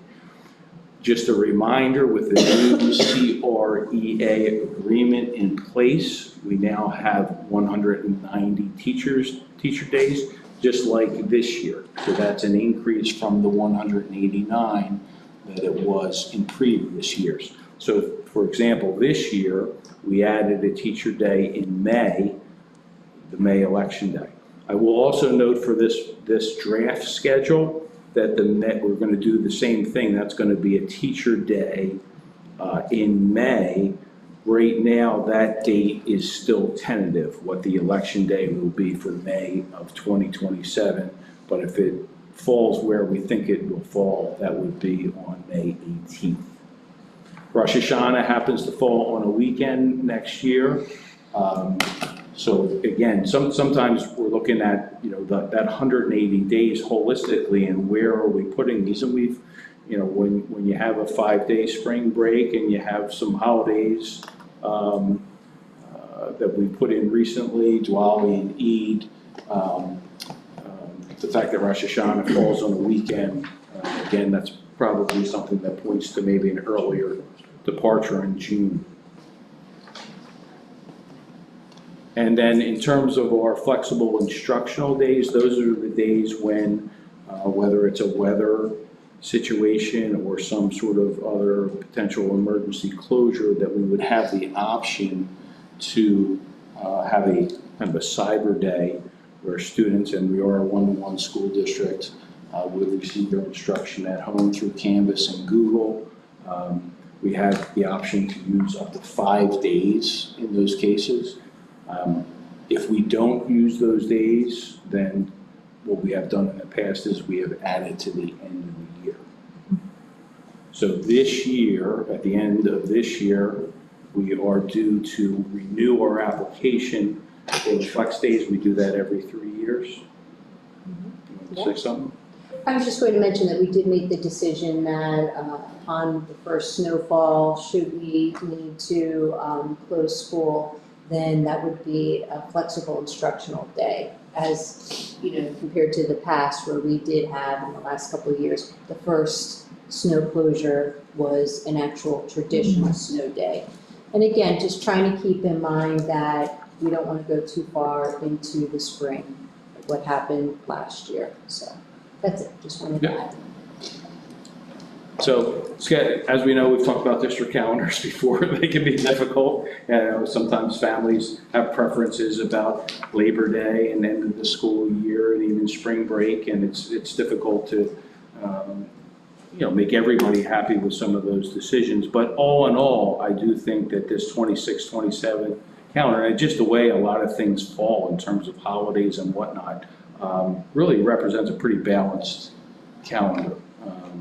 Probably more so than this year. This year was a little bit more difficult.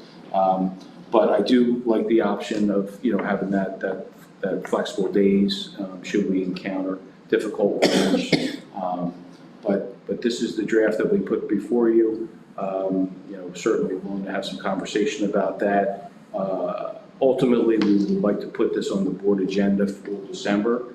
And, the sooner that we can have an approved district calendar, then we can get that on our website, make sure that we broadcast that widely to our school communities so that everybody has an idea. Sometimes folks really want to get ahead of, vacation planning and things of that nature. Any questions? Question, Mr. Hidalgo? Yeah, thanks. It's the first time we're doing it since I've been on the board that we're going before Labor Day. With it being on the 7th, it's kind of difficult not to do that. I'm just wondering, since the last day on this tentative calendar is a Thursday, the teacher's last day is on a Friday. So those flexible spending days in that school year would probably be, we would be leaning on them hard, I would think, to try to avoid going into the next year. Just clarify too, that it's asynchronous, right? It's going to be asynchronous. Correct. And I think that's all I really wanted to, I don't know if I have a question, but how many, I guess my question would be, how many of those, would we exhaust all 5 flexible days? Or if you think if they got like 2 or 3 days of snow, we're gonna give them a day off? I mean, we don't, it just kind of take it as it comes, make those decisions? So the application and the plan we put forth to the state that you approve allows for 5 flexible instructional days a year. We have been of the mindset to make a decision before that happens so that we can inform our community, our associations, and our administration. And we try to go with the traditional snow day when we can. This year, we're up against it, kind of like we were last year. Last year, if you recall, we took that first day, the first weather-related closing as a traditional day. I think I speak for many when we want, if it's snowing out, we want our kids to get out and have some fun in the snow and do what they're doing. When we're up against it with some of the calendars, then we would exercise that. So, in the calendar that Al and Nicole have in front of you, we have room, if we're done, we have room in June, unlike last year, that we can afford to have some regular snow days. Thanks. Mr. Roosevelt? Couple of quick things. Isn't the requirement either 180 days or a certain number of hours? Or, yes, 990 instructional hours. Yeah, okay. I don't know if that helps or hurts in this. It could, and that's a good question, and we're the belief that our kids are entitled to 180 days of instruction and the 990 hours, so we are going to continue to practice the and rather than the or.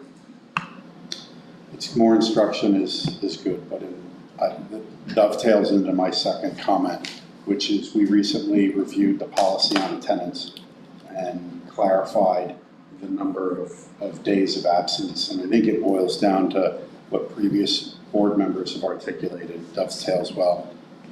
If there's an important day for your family, whether it be college, whether it be religious, whether it be, I don't know, right? Council Rock has implemented ways where you can take that off. So if spring break or whatever you call this holiday around different times of the year doesn't quite fit, there's room for the family to do that. So PDE recognizes certain reasons and allows us the latitude to call them excused days, bereavement, weather-related, religion. Council Rock many years ago, because of the needs of our families, and we've heard what the families wanted and needed, Council Rock added 5 additional days for families called educational days, or educational-related days. Educational trip days, thanks, Nicole. So college visits, the Smithsonian, I think someone could argue that maybe going to the Rock and Roll Hall of Fame or, to the Baseball Hall of Fame could be an educational trip. I mean, it's family time, and we want our families to be families when they need to. Thank you. Soseki?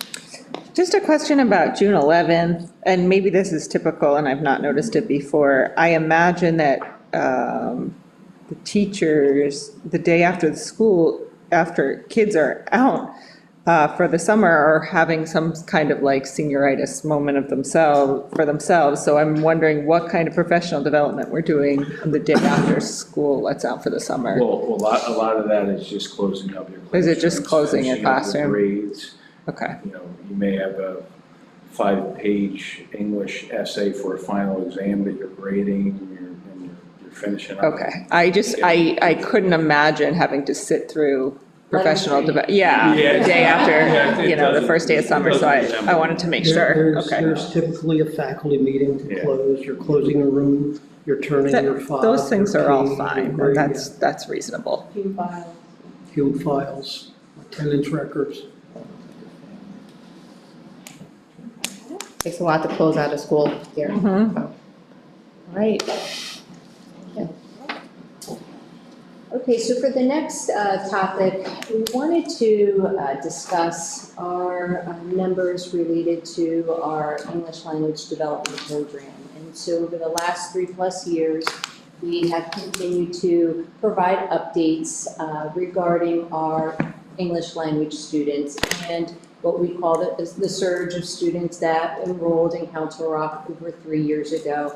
And we're very grateful for the support that we've received from the board in terms of 2 full-time permanent English language development specialists that we've hired over the course of 3 years. But recently on our end, we were discussing that that number does continue to climb. And I worked very closely with our district coordinator for the English Language Development Department, Mrs. Shannon Hubeck, and we were discussing that we have a need that's grown particularly at the middle school level. And actually, Holland Middle, even more so than Newtown Middle School. And so we were discussing some of those needs, and you can see here that since May of 2022, we've increased our enrollment with our English language development students. Almost 150 students have come in to our district, and we've got an outstanding team of teachers and 3 assistants who are working with those students. But again, we've had some concern about the level of need that we have currently at the middle school level. So we were discussing, possible paths forward to be able to support those students the best way that we can. Here, you just have a snapshot of some information that we pulled. Holland Middle School, it's 44% of the English language students are immigrants. Newtown Middle School, 53% of our English language students are immigrants. And again, just looking at the instructional time needed to support these students across the content areas at the secondary level is something that, we wanted to reevaluate.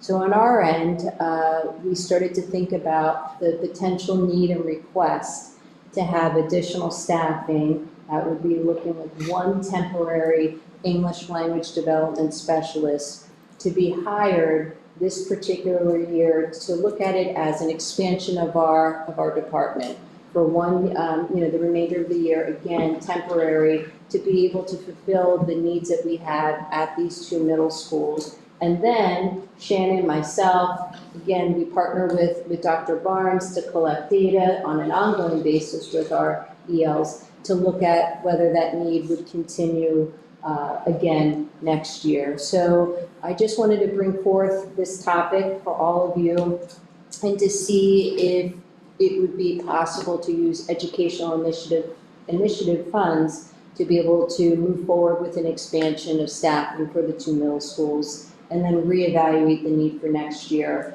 on possibly a more permanent basis towards the end of the school year during our staffing season. So I'm happy to answer any questions you may have. Mr. Hickey? You can make the first slide with the numbers. It says there in your first bullet point, it doesn't include the 118 students who have exited the program. are those 118 students actually should be added to that 430? Like, are they included in the initial, like, say I went from 283 to 349, but there's 118 less, so the actual number is probably closer to 550. Right, again, the monitoring looks very different than what I'm describing in terms of our current needs in supporting students with their language acquisition and across the content areas. So I think when Mrs. Hubeck did pull that information, we just wanted to make sure we were transparent and giving you the full picture of the different levels of needs for our students. Yeah, I mean, I'm happy to see that 118 students have been able to exit the program, I'm assuming exited successfully, but still brings to the attention, like you said, I remember when we first came in, we talked about these Yes. numbers. You know, you've basically gone from 283 to 550 in a span of 3 years. You know, And Mr. Hickey, I had initially brought it up on this end to the CANA team and to Dr. Sanko just to share that the number is still increasing and we have this need at the middle school. But I was grateful that even just the idea of possibly using educational initiatives funds would be appropriate to see how, you know, the students respond to perhaps some additional staffing this year and then revisit it. So second? Can you describe it for just a second, how these teachers help? This is a pull-out service. The kids still attend like a traditional schedule. Can you speak to that? So we have currently we have two teachers that are based at the middle school. So for example, I'll use Holland Middle. We do have a teacher that is in class and helping to support students. In this particular case, what we would do with this temporary, and again, depending on what the background is with this particular teacher that we hire, if they don't have a strong background in the secondary level with the different content areas, then it would still allow support in what we call like the study skills classes, you know, to be able to help those students, but then we would continue to have our current permanent teacher based at Holland Middle School, or English language development specialist, being able to provide that support, you know, related to the different content areas. So we are looking at our candidate pool. We would look at and see what that background is and then determine the schedule and what that level of support would look like. And I would certainly want to partner with the building level principal, the current ELD specialist, and Shannon Hubeck. She's critical to all of this. So, you know, once we have the staffing in place, if it comes to that, we would take a look at the background, the level of expertise. And, you know, it is difficult this time of year for a temporary position that would only be perhaps the second half of the school year to, you know, to find the perfect match. But I am confident that any additional help that team would be grateful for. And services can be provided by pushing in or pulling out, depending on the level of need.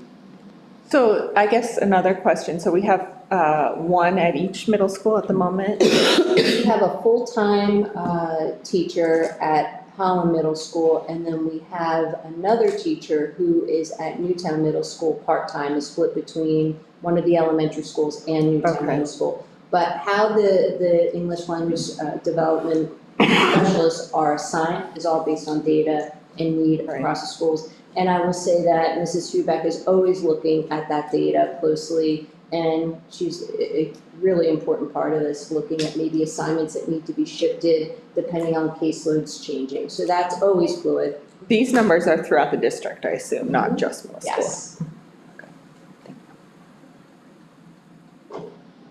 Roosevelt?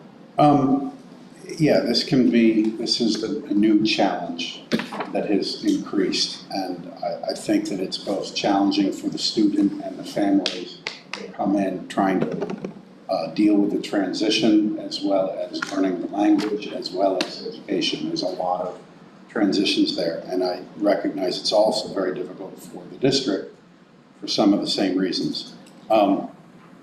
Does the state or the federal government provide any sort of assistance monetarily or administratively? We do use through our consolidated grant funds, we do have our Title III assistants that are a really important part of our department. We have 4 temporary Title III assistants, and that's all staffed through our grant funds. We recently went through and noticed that the state funding and was kind of flatlined, I believe, and the federal funding went a little bit down, which is contrary to what these numbers actually suggest. So, thank you for meeting this challenge and helping the district get educated. So is the potential new hire that the board would approve in December, would that one new hire go toward Howland Middle School specifically? Would they be? That person would be split between the 2 middle schools. But again, we are anticipating primarily at Howland Middle as well as Newtown Middle. But just to be clear, it wouldn't necessarily be 0.5 and 0.5. We will look at the needs, assess, that situation, and then tweak schedules as needed. And again, just to reiterate, it also depends on the background and the experience of the candidate. That will also inform some of the assignment. Okay. Thank you.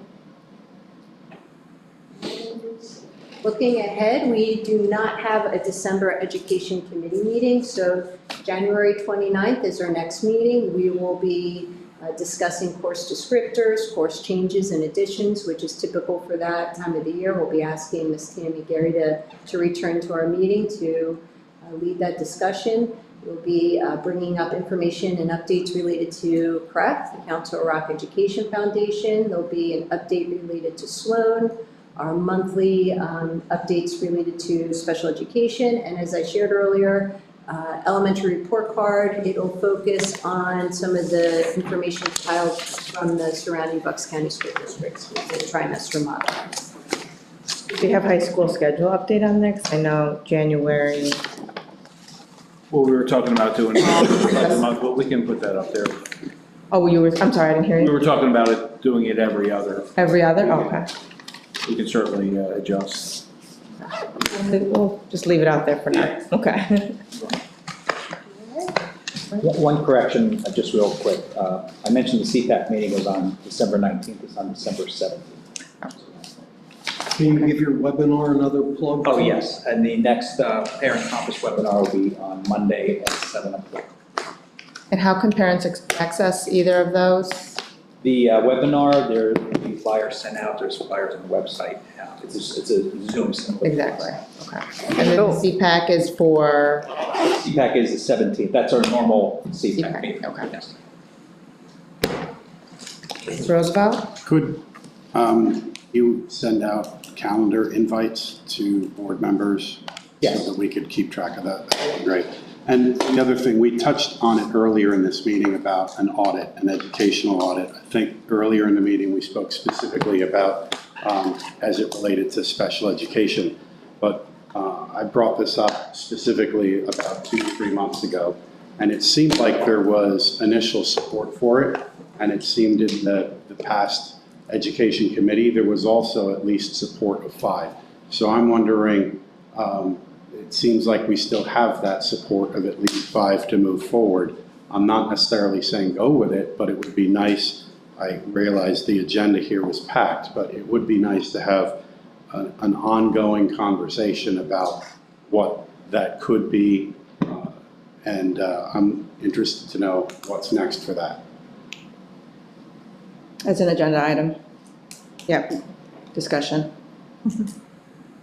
Okay. Okay, anything else? Happy Thanksgiving. Happy Thanksgiving, meeting adjourned. Thank you, everyone. Ooh,